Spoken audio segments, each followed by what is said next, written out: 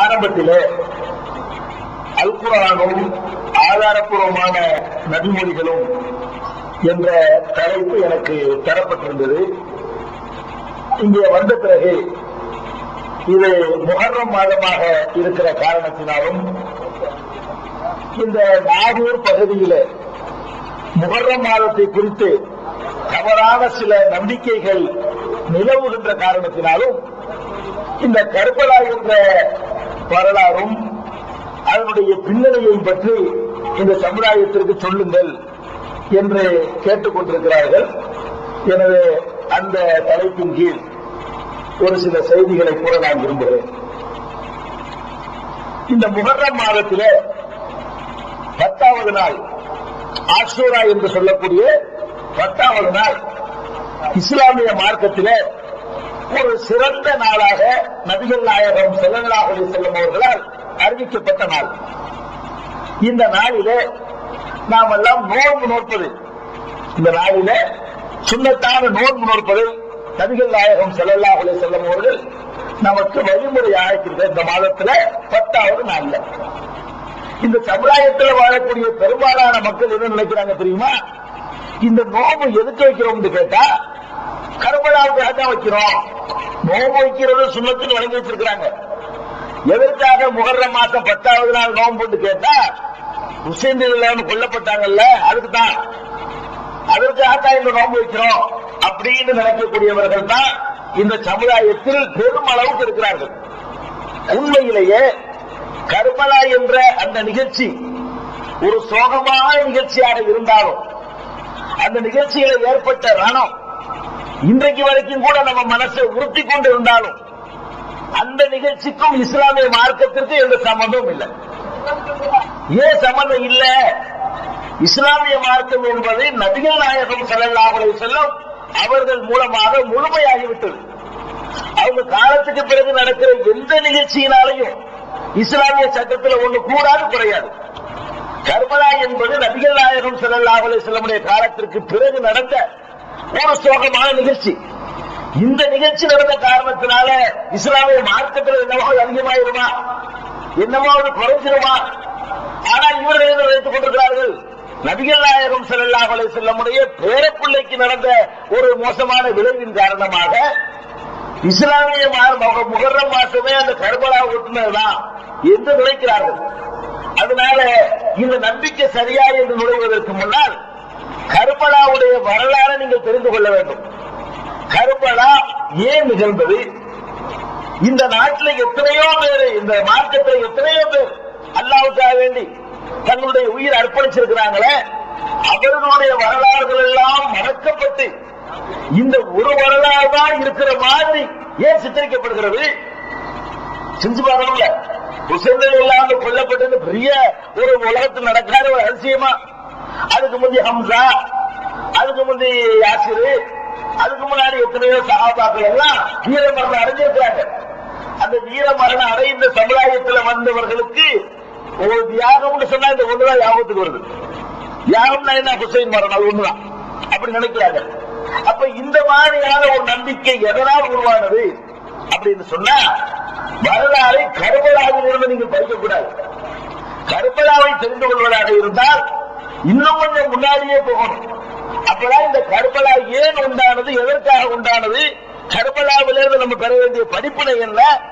எல்லாரும் சொல்லுவாங்க கர்பலான உடனே சொல்லுவாங்க. அதுக்கு இங்க கூட ஒரு கலைஞர், ஒரு சகோதரர் இருப்பாரு, அவங்க ஒரு தடவை தான் கொண்டாங்க ஹுசைன, இவங்க வருஷா வருஷம் கொண்டாங்க. அவன் கொண்டது ஒரு தடவை ஹுசைனை கொண்டாண்டு சொன்னா இங்க மேடையை கொண்டு வருஷ வருஷம் அவரை கொள்ளுவாங்க. அந்த வர்ணிச்சு அப்படி பேச ரத்த வடிகிற காட்சியையும் இல்ல, அது கொலை செஞ்சா ரத்த வடியை தான் செய்யும், அதை அப்படி வர்ணிச்சு அந்த தண்ணி குடிக்க போன காட்சி, அந்த குழந்தையும் சொல்லி சொல்லி அப்படி அழுக வச்சு உட்கார வைக்க வச்சு தேவனுடைய காட்சியை பார்க்கிறோம். இன்னும் சொல்ல போனாங்க, ஒரு மரணம் எந்த மரணமாக இருக்கட்டும், ஒரு மரணத்திற்காக சோகப்படுவதற்கு இஸ்லாம் நம்மளுக்கு அனுமதிச்சிருக்கு. மரணிச்சோட வீட்டில் சிரிக்க கூடாது. ஒரு அட்டா மூத்தா போயிட்டாங்க, மார்க்கத்துக்கு அனுமதி இல்லை. சோகத்தை காட்டலாம். எவ்வளவு நாளைக்கு காட்டலாம்? கணக்கு இருக்கிறதுக்கு. ஒரு இஸ்லாமியன் எவ்வளவு பெரிய சோகம் அவனுக்கு ஏற்பட்டாலும் சரி, அதை காட்டுவதற்கு இஸ்லாத்துல ஒரு லிமிட் இருக்கு. லிமிட் என்ன? 3 நாள். இஸ்லாத்துல சோகமா இருப்பதற்கு அனுமதிக்கப்பட்ட நாள் எவ்வளவு? 3 தான். எவ்வளவு பெரிய இழப்பா இருந்தாது? கொண்டாடி செத்தாலும் சரி, அம்மா செத்தாலும் சரி, செத்த புள்ள செத்தாலும் சரி, என்ன ஒரு துன்பங்களை நம்ம சந்திச்சாலும் சரிதான். அதிகபட்சமான ஒரு மூமின் சோகத்தை வெளிப்படுத்துவதற்கு அனுமதிக்கப்பட்டது 3. குறைச்சிக்கவும் செய்யலாம். 2 நாள்ல சோகத்தை நிப்பாட்டி நார்மலுக்கு வந்துடலாம். 3 நாளைக்கு மேல ஒருத்தன் நார்மலுக்கு வரலன்னா அவன் மூமின் கிடையாது. 3 நாளைக்கு மேல கரையை திறந்துடணும். கொண்டாடி மூட்டா போயிட்டாலா, ஒரு நாளைக்கு வீட்டுல படுத்துக்க, சிற்பம் இல்ல, சோகமா இரு. 2ஆவது நாளைக்கு படுத்துக்க, தப்பு இல்லை, சிற்பம். ஆனா 3ஆவது நாளைக்கு படுத்துக்கடா.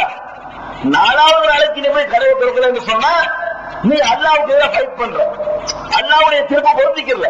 அல்லாஹ் எவ்வளவு நாளைக்கு உன்னை அனுபவிச்சிருக்கிறானோ அந்த அளவுக்கு சோகம் வரத்தா நீ வந்துட்டு போகுது. 3 நாளைக்கு மேல சோகம் அனுபவிக்க கூடாதுன்னு சொன்ன பிறகு 1400 வருஷத்துக்கு முன்னே நடந்த வரைக்கும் சோகம் யாரும் இன்னும் கருப்பு சட்டை போட்டுக்குது. கருப்பு சட்டை வேற என்ன கொண்டு போகுது, அது ஒரு விஷயம். சோகத்துக்காக வேண்டி கருப்பு சட்டை மாட்டிக்கிட்டு 14 நூற்றாண்டு சோகம் அனுபவிக்கிறான்.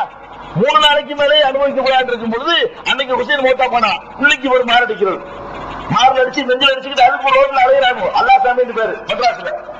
அப்ப இந்த அளவுக்கு எல்லாம் வந்துருச்சு. இப்ப அதனால கர்பலாவுடைய வரலாற்று பின்னணி எதனால இந்த சண்டை நடக்குது, இதனுடைய பின்னணி என்ன? எத்தனையோ யுத்தங்களை சந்திச்ச இந்த மார்க்கத்துல நபிகள் நாயகம் நேரடியாக பங்கெடுத்தாங்க யுத்தம். அது கூட இந்த சமுதாயத்துக்கு தெரியாது, கர்பலா தெரியும். பத்ர் தெரியாது, கர்பலா தெரியும். உஹது தெரியாது, கர்பலா தெரியும். ஹந்தக் தெரியாது, கர்பலா தெரியும். பெருமானார் ஸல்லல்லாஹு அலைஹி வஸல்லம் மிகப்பெரிய கஷ்டத்தோடு சந்திச்சாங்களா, ஹுனைன், அது தெரியாது, கர்பலா தெரியும்.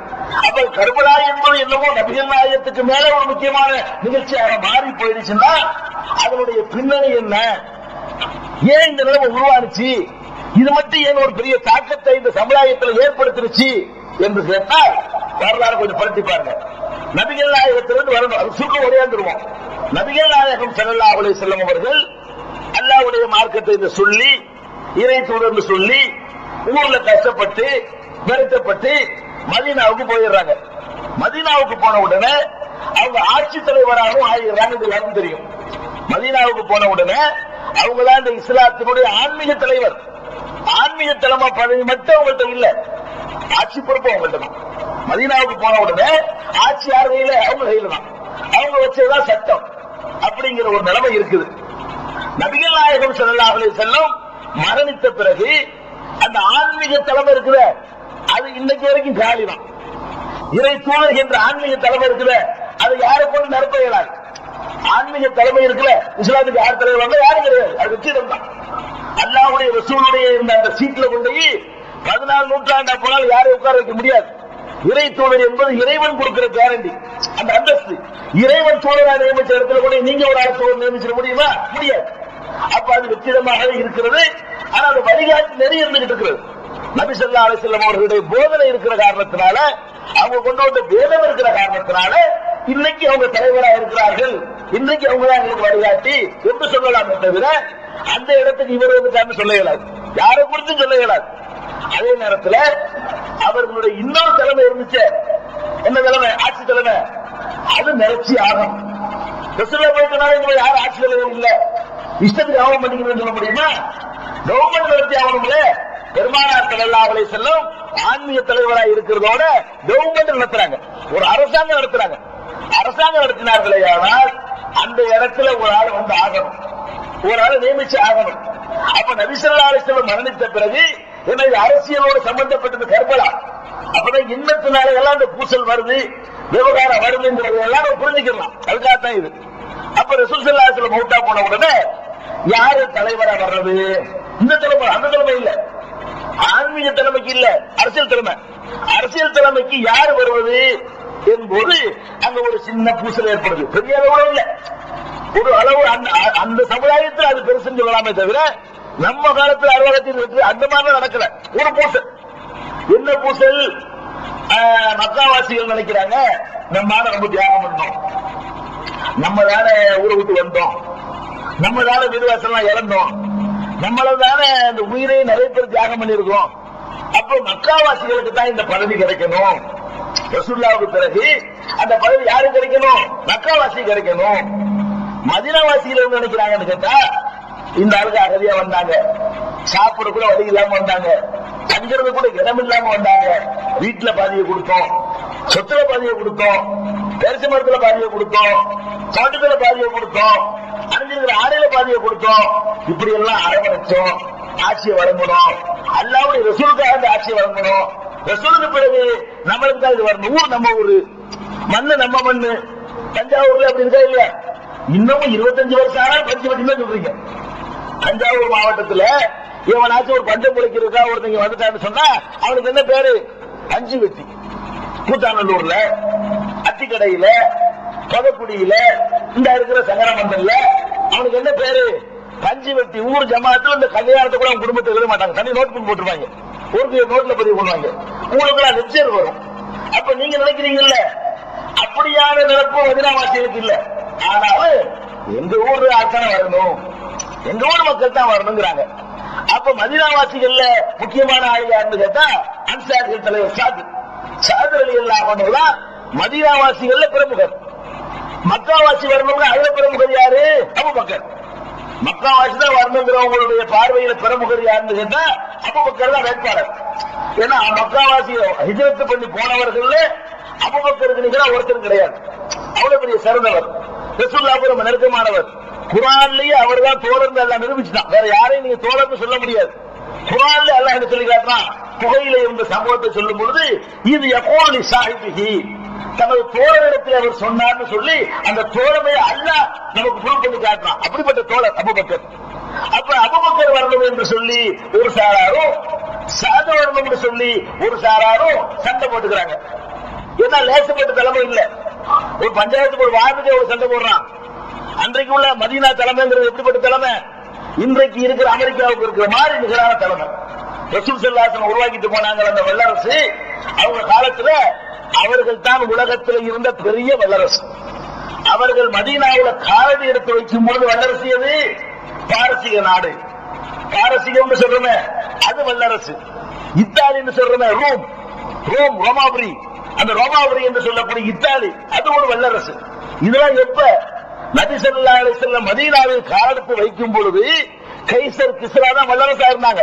பாரசீக ரஷ்யா மாதிரியும் ஒரு இத்தாலி அமெரிக்கா மாதிரியும் அப்படி இரட்டை வல்லரசுகளா இருந்தாங்க. நபி ஸல்லல்லாஹு அலைஹி வஸல்லம் இந்த மதீனாவுல சாம்ராஜ்யத்தை நிறுவன பிறகு இவர்களுடைய விரல் அசைவுக்கு உயிரை கொடுக்கக்கூடிய ஒரு கூட்டத்தை உருவாக்கின பிறகு உலகமெல்லாம் இவருக்கு தான் பயந்துச்சு. மரியாதையோட மரியாதை இழந்த பயம். பெருமானார் ஸல்லல்லாஹு அலைஹி வஸல்லம் மரணிக்கிற நேரத்தில் அன்னைக்கு இருந்த ஒரே வல்லரசு இந்த அரசு மட்டும்தான். இதுதான் உலகத்துக்கெல்லாம் ஒரு பெரிய அரசு, பெரிய நிலப்பரப்பு, பெரிய ஒரு சக்தி. போன இடத்துல வெற்றி, எங்க போன தோல்வியை சந்திக்காத ஒரு படை. அந்த மாதிரியான ஒரு இதை நிரூபிச்சு காட்டிய பிறகு அவ்வளவு பெரிய ஆட்சி இன்னைக்கு அமெரிக்க ஜனாதிபதி வர்றாருங்கிறதுக்காக வேண்டி இந்தியா தன்னுடைய மான மரியாதை எவ்வளவு வேலை பண்ணுச்சு ஒரு வல்லரசுக்காக வேண்டி. அவனுடைய மகளை ஒரு பண்டிகை கொண்டாட கூட்டிட்டு போறதுக்கு ஒரு உள்துறை வெளியுறவு அமைச்சரை கூட போறாரு ஜஸ்வந்த் சிங். அப்படின்னு சொன்னா வல்லரசுக்கு இருக்கிற மரியாதை விளங்கிருந்தது. அந்த வல்லரசுக்கு தலைவர் அவர் போட்டி வராதா? அன்றைக்கு இருந்த பெரிய வல்லரசு அந்த பஞ்சாயத்து போட பதவியா போட்டி. போட்டி வரும்போது சஹாபாக்களுக்கு மத்தியில எப்படி தீர்த்துக்கிறாங்க? ஒருத்தர் வந்து சொல்றாரு, என்ன சொல்ற, ஏன்பா இப்படி ஊர் அடிப்படையில் ஏன் பேசுறீங்க? மக்காவாசி மதீனாவாசி ரசூல் ஸல்லல்லாஹு அலைஹி வஸல்லம் நமக்கு ஒரு அளவுகள் காட்டிருக்கிறாங்கல்ல, அதை வச்சுக்கிட்டு நம்ம எடுத்துக்கொள்ளலாம் தானே. அவர் சொல்றாரு, என்ன அளவுகோல்? ரலியஹு ஸல்லல்லாஹு அலைஹி வஸல்லம் லிதீனினா அபலா நர்வாஹு லிதுன்யானா. அபூபக்கரை காட்டி அவர் சொல்றாரு, இந்த இருக்கார் அபூபக்கர், இவரை நம்முடைய தீன் மார்க்க வணக்கம் இருக்கிற தொழுகை அதனுடைய தலைமை பொறுப்புல ரசூலுல்லாஹ் நிப்பாட்டி பொருத்தி கொண்டிருக்கிறார்கள். தனக்கு நோய்வாய்ப்பட்ட நேரத்தில் அந்த இடத்துல யாரை நிப்பாட்டினாங்க? அபூபக்கரை நிப்பாட்டினாங்க. உமரை நிப்பாட்டினா என்னன்னு ஆயிஷா போய் பரிந்துரை பண்றாங்க. அத்தா ரொம்ப கோழை மனசு உள்ளவர், அவர் தொழில் சேர்ந்த உங்க இடத்துல நிக்க முடியாது அவருக்கு, அதனால உமர் மாதிரி ஆட்களை நிப்பாட்டுங்கிற உடனே மறுத்துட்டு முடியாது அபூபக்கரை சொல்லு. அபூபக்கரை இமாமாக ஆக்கி அவருக்கு பின்னாடி நபி ஸல்லல்லாஹு அலைஹி வஸல்லம் சொல்றாங்க. அபூபக்கரை இமாமாக ஆக்கி கடைசி காலத்துல ரசூல் ஸல்லல்லாஹு அலைஹி வஸல்லம் உட்கார்ந்து அவருக்கு பின்னாடி சொல்றாங்க. அந்த அளவுக்கு தீனுக்கு தலைமையா ஆக்கிட்டு போனாங்க. நம்ம துன்யாவுக்கு ஒரு தலைவராக்க கூடாதா? அல்லாஹ்வுடைய ரசூல் யாரு நமக்கு முன்னாடி பெரிய ஆளை காட்டிட்டு போயிருக்கிறாங்களோ அவர்களை ஏத்துட்டு போங்களாப்பா. ஏன் மக்கா மதீனான்னு பாக்குறீங்க? நபி ஸல்லல்லாஹு அலைஹி வஸல்லம் விருப்பமானவர் யார் பாருங்க, அவர் மக்காவாசியா இருந்தாலும் ஏத்துக்கிறது, மதீனாவாசியா இருந்தாலும் ஏத்துக்கிறது அப்படிங்கிற ஒரு வாதத்தை எடுத்து வச்ச உடனே அது சஹாபாக்கள் அல்லாஹ்வுடைய ரசூலுடைய சுட்டி காட்டினா உடனே மாத்திக்கிடுவாங்க. இத்தனை நாள் அப்படி வாதம் வந்துட்டேன், நான் எப்படி மாற்றுவேன், என் கௌரவம் என்ன ஆகுறது அப்படி சஹாபாக்கள் நினைக்க மாட்டாங்க, உடனே மாத்திக்கிட்டாங்க. அப்படியா, சரி இவர் வந்துட்டு போகுது, எல்லாம் பையத்து பண்ணிடுறாங்க. எல்லாரும் என்ன பண்ணிடுறாங்க, பையத்து பண்ணிடுறாங்க. அபூபக்கர் நீங்க தான் தலைவர், பையத்துல ஓட்டு போடுறது, ஆட்சி தலைவரை ஏத்துக்கிறது, உங்களை நாங்க தலைவரை ஏத்துக்கிட்டோம்னு சொல்லி அபூபக்கர் ரலியல்லாஹு அன்ஹு அவர்கள் ஆட்சி தலைவராக வந்துடுறாங்களா? ஆட்சி தலைவரா 2 வருஷ காலம் அவர்களுக்கு ஆட்சி பண்ண முடியுது. அந்த வரலாறு விரிவா சொல்ல தேவையில்லை, கர்பலாவுடைய தொடர்புடைய சம்பவத்தை மட்டும் விரிவா சொல்லுவோம். அபூபக்கர் ரலியல்லாஹு அன்ஹு அவர்கள் சும்மா 2 வருஷம் தான் பெரிய சாதனை எல்லாம் பண்ணார். அது ஒரு விஷயம். 2 வருஷத்துல மகத்தான வெற்றிகள் எல்லாம் பெற்றாரு. ரசூல் ஸல்லல்லாஹு அலைஹி வஸல்லம் 10 வருஷத்துல அடைஞ்ச வெற்றியை விட 2 வருஷத்துக்கு கூட இவர் ஆட்சி காலத்துல நிலப்பரப்பு வகையை சொல்றேன். நிலப்பரப்பு வகையில ரசூல் ஸல்லல்லாஹு அலைஹி வஸல்லம் பெற்ற வெற்றிகள் எல்லாம் விட அதிக வெற்றி இந்த அபூபக்கருடைய 2 வருஷ காலத்தில் நடக்குது. பெரிய அழகான சிறந்த ஆட்சி, அற்புதமான ஆட்சியை கொடுத்துட்டு போயிட்டாரு. ஆனா காலம் ரொம்ப கம்மி. ஆட்சியில் இருந்த காலம் 2 வருஷம் தான். ஆட்சி ரசூலுல்லாஹ்வுக்கு நெருக்கமான வயசு உடையவர் இவர். ரசூல் ஸல்லல்லாஹு அலைஹி வஸல்லம் எத்தனை வயசு அத்தனை வயசு அபூபக்கர் ஏறக்குறைய. அதனால பதவிக்கு வரும்போதே வயசான காலம் 65 வயசு 63 வயசு. அப்ப 65 வயசு நார்மலான வயசுல அவர் மௌத்தாயிருக்காரு. அவர் என்ன பண்றாருன்னு கேட்டா, தான் ஆட்சிக்கு வரும்போது என்னென்ன ஏற்படுச்சுன்னு பார்த்தார்ல, நமக்கு பிறகு இந்த சமுதாயம் அடிச்சுக்கிட்டு போயிடக்கூடாது. அதனால மரண வேலையில இருக்கும் பொழுது மக்கள்கிட்ட வசியத்து பண்ணிடுறாரு. மக்களே, இதோ இருக்கார் உமர், இவர் ரொம்ப தகுதியானவர், எனக்கு பிறகு இவரை நீங்கள் தலைவராக ஏற்றுக் கொள்ளுங்கள் தெளிவா டிக்ளேர் பண்ணிட்டு போயிடுறாரு. அவர் சரி, நம்ம உசோல இருக்கும்போது சொன்னா சமுதாயத்தில் குழப்பம் இருக்காது. நம்ம மூட்டா போன பிறகு வந்தா பழையபடி மக்காவாசி மதீனாவாசி அடிச்சுக்கிடுவாங்க, அதுக்கு இடம் கொடுத்துடக்கூடாது அப்படிங்கிறதுக்காக அபூபக்கர் ரலியல்லாஹு அன்ஹு மரணிக்கிற நேரத்தில் யார தலைவராக்கிட்டு போறாங்க, உமரை காட்டி இன்னொரு கார் உமர். இவரும் ரசூலுக்கு நெருக்கமானவர், ரொம்ப ரசூலால புகழ்ந்து பாராட்டப்பட்டவர், ரொம்ப பெரிய அறிவாளி, தைரியசாலி. இவரை கொண்டுதான் ஒரு கட்டத்தில் இஸ்லாம் வலுப்பட்டுச்சு. இவர் இஸ்லாத்துக்கு வந்த பிறகுதான் மக்காவுல அந்த கொட்டம்லாம் ஒடுங்குச்சு. போல்டான வீரமான ஆளு, அந்த மாதிரியான ஒரு ஆளா இருக்கிறதுனால ரசூலுல்லாஹ்வுக்கு நெருக்கமா இருந்த காரணத்தினால அபூபக்கருக்கு அடுத்து ரசூலுல்லாஹ் அவரை தான் வச்சிருந்தாங்க. அபூபக்கர் ரலியல்லாஹு அன்ஹு அடுத்த நிலையில ரசூல் ஸல்லல்லாஹு அலைஹி வஸல்லம் இதயத்துல பெரிய இடம் யாருக்கு இருந்துச்சுன்னு கேட்டா உமருக்கு தான் இருந்துச்சு. அதையெல்லாம் கணக்கு பண்ணி இவர் நமக்கு பிறகு பிரச்சனை வரக்கூடாதுங்கிறதுக்காக வேண்டி உமர் இருக்கட்டும் உமரை நியமிச்சுட்டு போறாங்க. சில பேர் நம்ம ஆளுக்கு படிப்பாங்க, ஹுசைன் ரலியல்லாஹு பத்தி பேசும் பொழுது நான் ஒரு நிலம் படிப்பாரு. என்ன படிப்பாரு? ஜனநாயகம் தலைக்க போராடிய ஜெகமீதிலே அணிந்தார் போர்க்கோளம் படிக்கிறாரு இல்லையா? அது படிக்கிறார். ஹுசைனோடு ஜனநாயகத்துக்கு இஸ்லாம்ன்ற மாதிரி காட்டுறதுக்காக இஸ்லாத்துல ஜனநாயக சர்வாதிகாரத்துக்கு ஒரு அரசாங்கத்துக்கு மதிப்பு கிடையாது. ரசூல் ஸல்லல்லாஹு அலைஹி வஸல்லம் யாரையும் நியமிச்சுட்டு போகல, மக்களா தேர்ந்தெடுத்துக்கிட்டாங்க. அதுக்கு இஸ்லாத்துல அனுமதி இருக்குது. அபூபக்கர் தனக்கு பிறகு ஒரு ஆள் நியமிச்சுட்டு போறாரு, அதுவும் சரிதான் இஸ்லாத்துல. ஒண்ணு நியமிக்கப்படாம மக்கள் தேர்ந்தெடுத்தாங்க அபூபக்கருக்கு பிறகு மக்கள் தேர்ந்தெடுக்க விடல, அவர் ஒரு ஆளை காட்டிட்டு போனாரு, நியமனம். அது ஓகே, எப்படி ஆட்சி நடத்துறான்னு பார்க்கணுமே தவிர எப்படி தேர்ந்தெடுக்கப்பட்டான்னு பார்க்க கூடாது இஸ்லாத்துல. அப்ப அவர் வந்துட்டாரா, அபூபக்கர் மரணத்தின் போது அவர் காட்டி போயிட்டாரு. உமர் ரலியல்லாஹு அன்ஹு அது மாதிரி ஜனாதிபதியா வந்தாரு, குழப்பமெல்லாம் வரல, மக்கள் அப்படி அழகா ஏத்துக்கிட்டாங்க.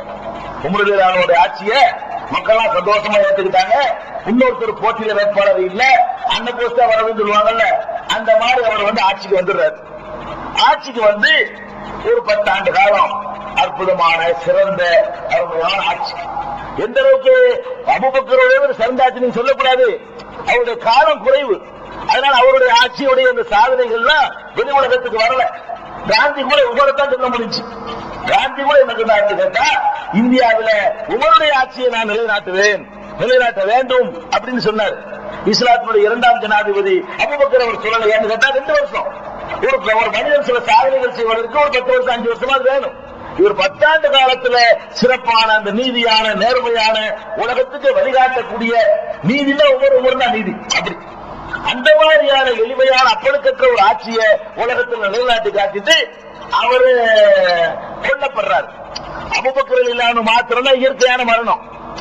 உமர் ரலியல்லாஹு இயற்கையான மரணம் அடையல. அவர்கள் சுப தொழுது கொண்டிருக்கும் பொழுது ஒருத்தன் வந்து நின்றுறான், குத்திடுறான். ஆனா உடனே ஒரு சாகல. உமர் இல்லாம 10 வருஷத்துக்கு பிறகு ஏன் குத்துறான்? இந்த காலத்துல ஒண்ணுக்கு போறதுக்கு 7 பேர் பாதுகாப்பு வச்சுக்கிறானே, அப்படி எல்லாம் அவங்க வச்சுக்கிற மாட்டாங்க. உமர் இல்லாம அவங்க ஆட்டுக்கு சாதாரணமா போவாங்க, சாதாரணமா வருவாங்க, குத்துறது வச்சுட்டு போயிடலாம். இதுக்காக வேண்டி 3 4 பேர் 4 பேர் எனக்கு வரணும்னு அவங்க ஆசைப்பட மாட்டாங்க. அவங்க அவ்வளவு சாதாரண இருந்தால கொல்லப்பட்டாங்க. எதிரிகள் இருந்தா, யூதர்கள் இருந்தா, முனாபிக்குகள் இருந்தா, அப்ப இவர்னால பலம் பெறுது, இவர்னால இஸ்லாமும் பலம் பெறுது, இஸ்லாமிய நாடும் பலம் பெறுது. இதை விடக்கூடாது, இவரை காலி பண்ணா எல்லாம் முடிஞ்சு போயிடும். ஆனா அல்லாவுடைய மார்க்க அல்லா காப்பாற்றிட்டு வருவான். அவரை காலி பண்ணி முடியல.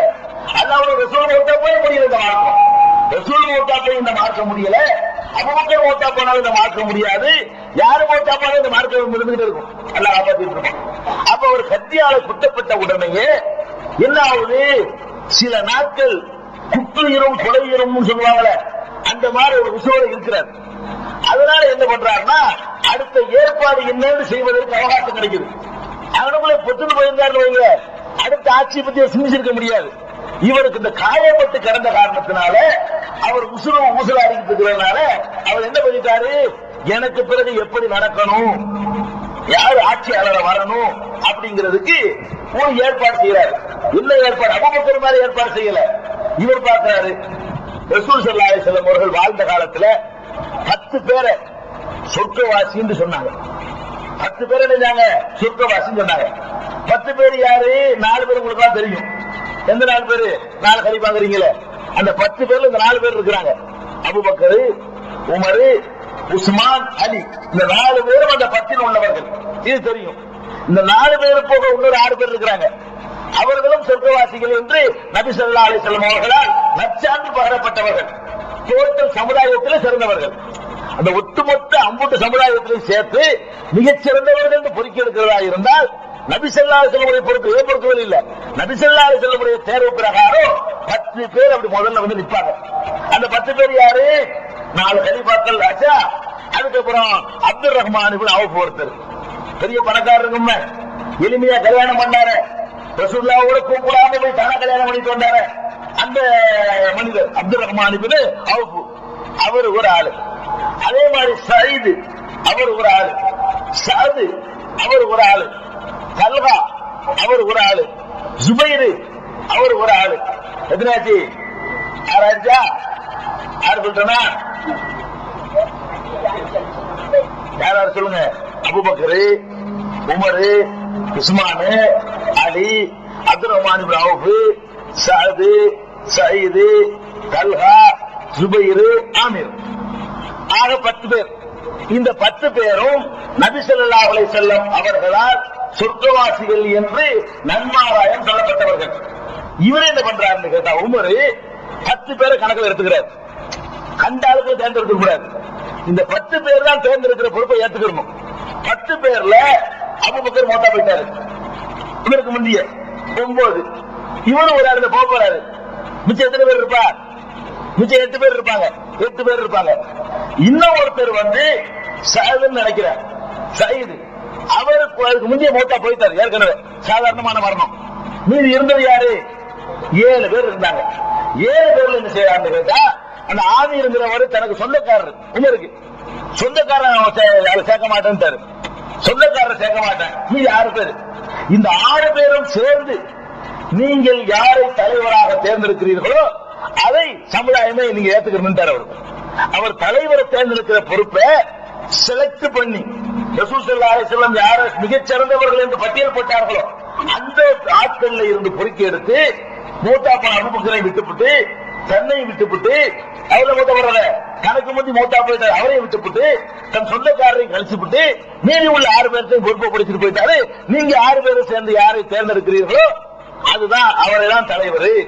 மக்கள் சொன்னாங்க, இந்த 6 பேருக்கு ஒப்படைச்சிட்ட.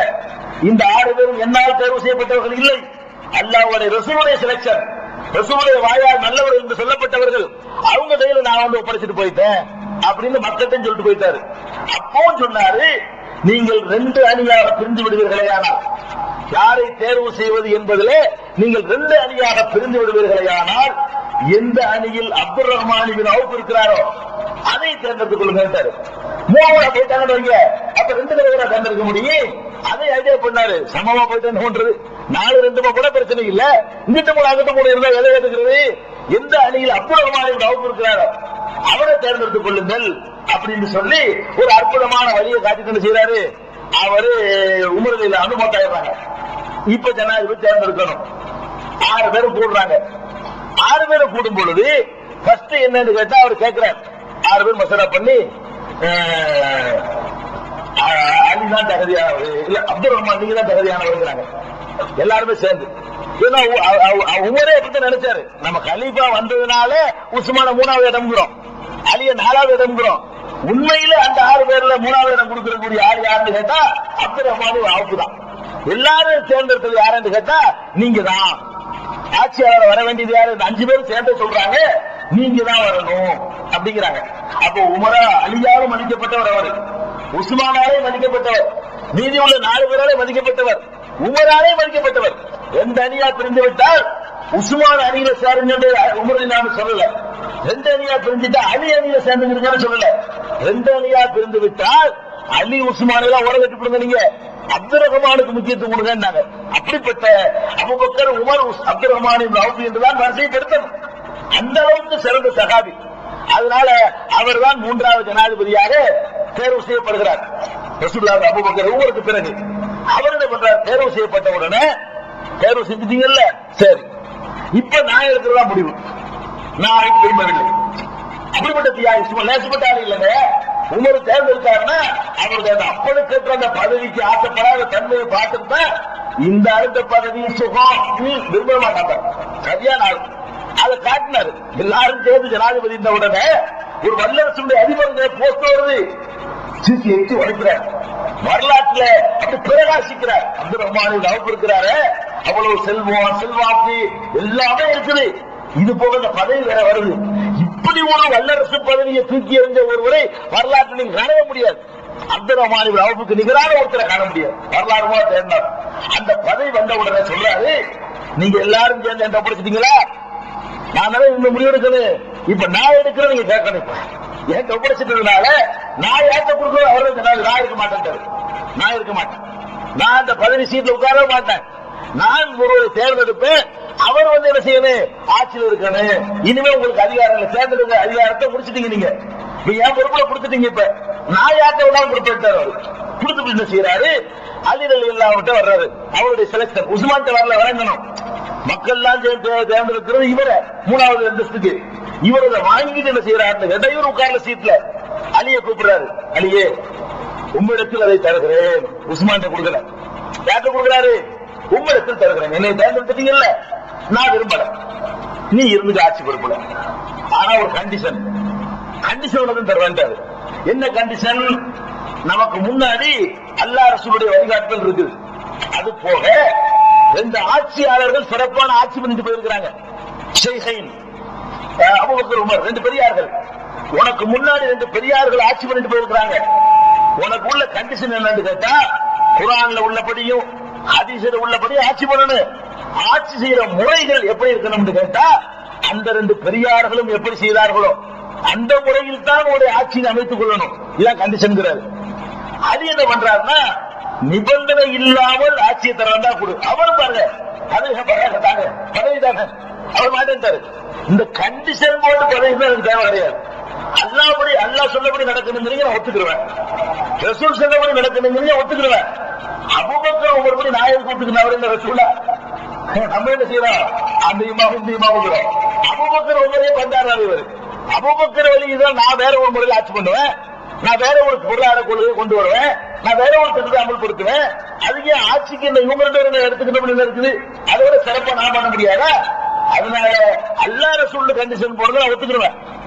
அல்லாஹ் ரசூலோட சேர்த்துக்கிட்டு இவங்க 2 பேரும் போய் நீங்க ஆட்சி பண்ண சொன்னீங்கன்னா இந்த நிபந்தனையோடு நான் ஒத்துக்கொள்ள மாட்டேன்னு மறுத்துறாரு.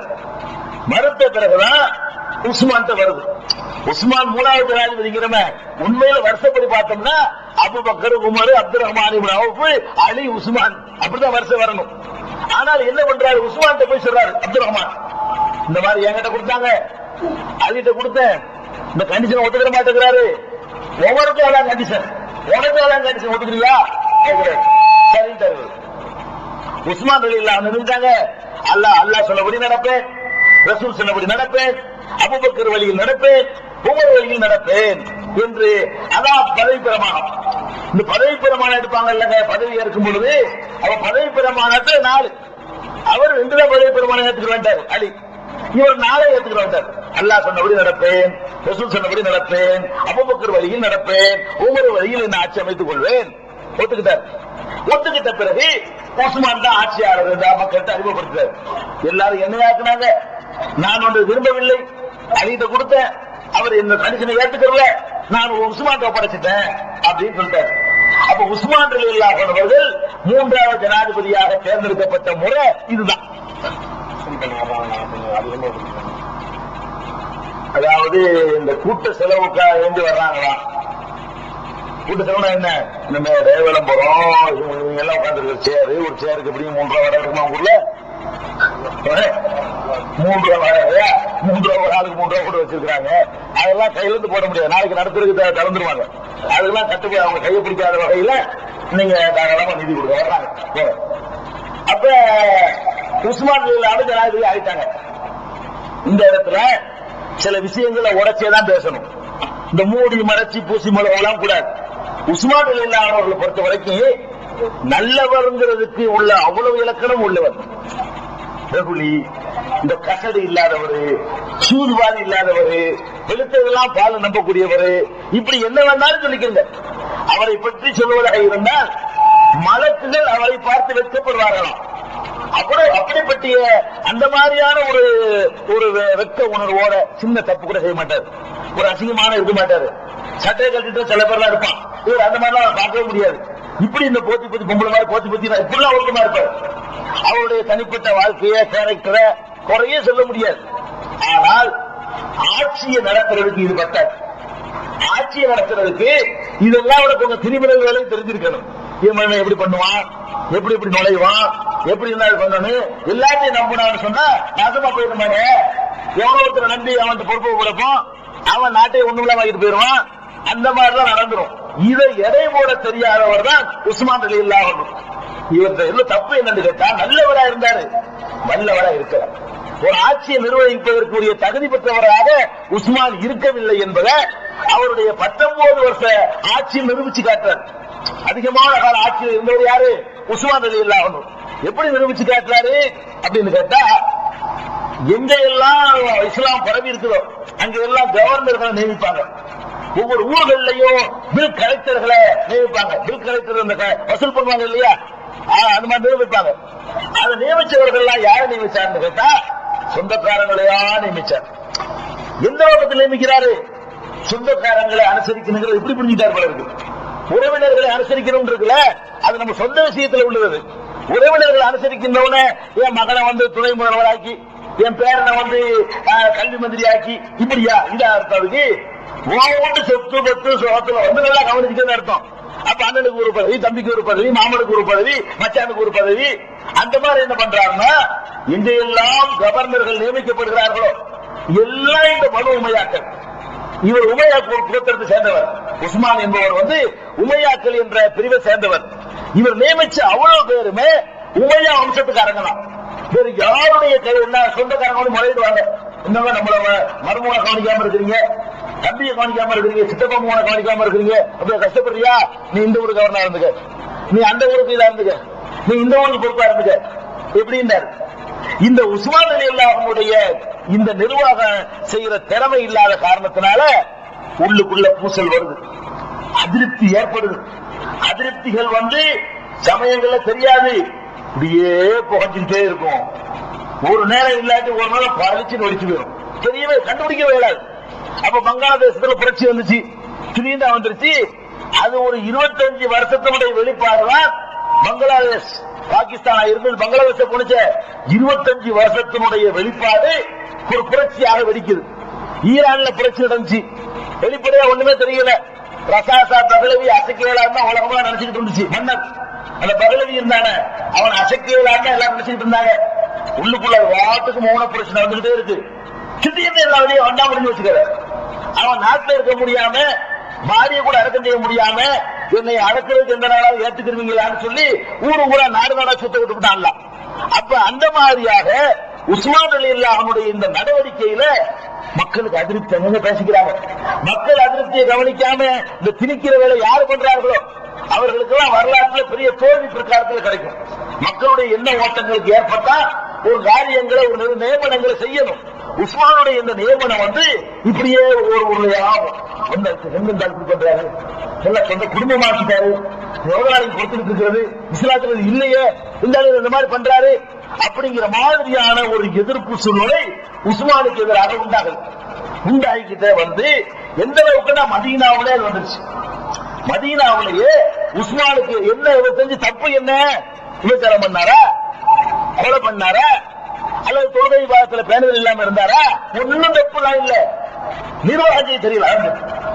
ஒரு நிர்வாகி எப்படி இருக்கணுமோ, எப்படி ஸ்ட்ரிக்டா இருக்கணுமோ, எப்படி கரெக்டா தேர்வு பண்ணணுமோ, எப்படி ஒரு மக்கள் ஏற்றுக்கொள்ளக்கூடிய வகையில ஒரு நியமனத்தை செய்யணுமோ, அந்த பாடத்தை உஸ்மான் கற்காத காரணத்தினால உஸ்மான் ரலியல்லாஹுக்கு எதிராக ஒரு கருத்து நாடு முழுவதும் உண்டாகுது. ஆனால் மதீனாவிலே இது உண்டாகுது. அவருடைய ரிசல்ட் என்ன? கடைசியில இவருடைய அந்த நிர்வாக திறமை இல்லாதவருடைய வெளிப்பாடு அவருடைய சொந்த வீட்டில, தலைநகரம் மதீனா, தலைநகரத்தில் அவருடைய சொந்த வீட்டில் அவர் முற்றுகையிடப்படுகிறார். சொந்த வீட்டில் முற்றுகை. எப்படி முற்றுகை? கச்ச தண்ணீர் கூட உள்ளே நுழைய முடியாது என்ற முற்றுகை. தண்ணி கூட கிடைக்கல. அப்ப கூட அவர் சொல்லி காட்டுறாரு, உஸ்மான் சொல்லி காட்டுறாரு, ஏன்பா என்னை நீங்க முற்றுகையிட்டு தண்ணி கூட தர மாட்டேங்கிறீங்களே. அதாவது ராணுவம் இருக்குது, மிலிட்டரி இருக்குது, அதையெல்லாம் தாண்டி ஒரு ஜனாதிபதி அங்க உள்ள புரட்சியாளர்களால வீட்டு சிறையில் வைக்கப்படுகிறார். வெளியே இருந்து அவரை காப்பாற்றுறதுக்கு யாரும் உள்ள போகல, உள்ள இருந்து அவர் தப்பிச்சு வெளியே வர முடியல. ஒரு இஸ்லாமிய நாட்டில் ரசூல் ஸல்லல்லாஹு அலைஹி வஸல்லம் வஃபாத்தா போய் ஒரு 28 ஆண்டு நடக்குது. இது 28 ஆண்டு கூட இல்ல, ஹிஜ்ரத்துல 28 வருஷம். ரசூல் ஸல்லல்லாஹு அலைஹி வஸல்லம் வஃபாத்தா போய் 28 வருஷத்துல என்ன ஏற்பட்டு போச்சு? இந்த அப்பாவிக்கு எதிராக, சுபாவத்தில் அப்பாவி, சுபாவத்தில் வெகுளி, எந்த சூழ்நிலை தெரியாதவர், வஞ்சகம் இல்லாதவர், ஆனாலும் இந்த பாரபட்சம் காட்டப்படுமையானால், பொறுமையாக மக்களை மதிக்காமல் போவார்களேயானால், சொந்தக்காரர்கள் வேண்டியவர்களுக்கு சலுகை செய்வார்களேயானால், ஜாதாக்களுக்கு பதவி வழங்குவார்களேயானால் அவர்களுக்கு என்ன கதி ஏற்படும் என்பதற்கு உஸ்மான் ரலியல்லாஹு அவருடைய வரலாறு ஒரு பெரிய சான்று. முற்றுகையிடப்பட்டுறாங்க. அவர் சொல்றாரு பாருங்க, ஏப்பா என்னை முற்றுகையிட்டு ஒரு சொட்டு தண்ணி தர மாட்டேன்னு சொல்றீங்களே, உங்களுக்கு ஒரு சம்பவம் ஞாபகத்தில் இருக்காரு கேட்கிறாரு. முற்றுகையிட்டவர்கள்ட்ட கேட்கிறாரு, என்ன முற்றுகையிட்டவர்கள் யாருன்னு நினைக்கிறீங்க? யாரு முற்றுகையிட்டாங்களா? அவங்கள யாரு? காபிரா? இல்ல. யூதர்களா? இல்ல. முற்றுகையிட்டது யாருன்னு கேட்ட சஹாபாக்கள் தான். உஸ்மானுடைய வீட்டை முற்றுகையிட்டாங்களா? அவங்கள அபூபக்கருடைய மகன் அப்துல் ரஹ்மான் இருக்காரு, அவர்லாம் நிற்கிறார் முற்றுகையில. அபூபக்கர் ரலியல்லாஹுடைய மகன் அப்துல் ரஹ்மான் தான் நிற்கிறாரு. எதுல? முற்றுகையில் நிற்கிறாங்க சஹாபாக்கள். அப்ப கேட்கிறாரு, ஏப்பா நீங்க எல்லாம் மதீனாவுக்கு வந்தீங்க, நம்ம எல்லாம் ஹிஜ்ரத் பண்ணி வந்தோம், வந்த உடனே பெரிய தண்ணீர் பிரச்சனையா இருந்துச்சு, குடிக்க தண்ணி இல்லாம கஷ்டப்பட்டீங்க. அப்ப மதீனாவுல வீர மௌனான்னு ஒரு கிணறு இருக்கிறது. அந்த கிணறு ஒரு கிணறு தான், யூதர்களுக்கு சொந்தமான கிணறு. அதுதான் நல்ல குடிதண்ணி இருக்குது. அவங்க உங்களை குடிக்க விட மாட்டேங்கிறாங்க அப்படின்னு முறையிடும் பொழுது நபி ஸல்லல்லாஹு அலைஹி வஸல்லம் கேட்டார்கள், உங்களுக்கு ஞாபகத்தில் இருக்குதா? அவர் கேட்கிறாரு, என்ன கேட்டார்கள்? இந்த கிணற்றை யூதர்களிடமிருந்து விலைக்கு வாங்கி பொதுமக்கள் நன்மைக்காக தர்மம் செய்யக்கூடியவர்கள் உங்களுக்கு யாராவது உண்டான்னு கேட்டாங்களே. நான் என்னுடைய அவ்வளவு சொத்தை வித்து அந்த கிணத்தை வாங்கி ஊர் மக்களுக்கு எல்லாம் தண்ணி முடிக்கிறதுக்கு நான் ஏற்பாடு செஞ்சேன்னு, எனக்கு அப்பா நீங்க ஒருத்தவங்களுக்கு தண்ணி தர மாட்டேங்கிறீங்கன்னு கேட்கிறாரு. சுத்தி காட்டுறாரு, எனக்கு தண்ணி வர்ற வாசல நீங்க அடைச்சிட்டீங்களப்பா. எதனால இவ்வளவு நல்ல மனுஷன்? அவ்வளவு நல்ல மனுஷனா இருந்தாலும் ஒரு நாட்டுல என்ன நடக்குது, எவன் என்ன பிரச்சனை பண்றான், எப்படிப்பட்ட சதித்திட்டம் போடுறான், அதையெல்லாம் கவனிக்கிறது கொஞ்சம் மூளையும் செயல்படுத்தணும், இல்லைன்னா ஏமாந்து போயிடும். அப்ப அந்த மாதிரி முற்றுகையிட்டு கடைசி வரைக்கும் என்ன பண்ணல, ஒன்னும் செய்ய முடியல, அவரால் தப்பிக்க முடியல. வீட்டுக்குள்ள வச்சு கொன்னுறாங்க. கொன்றது யாரு?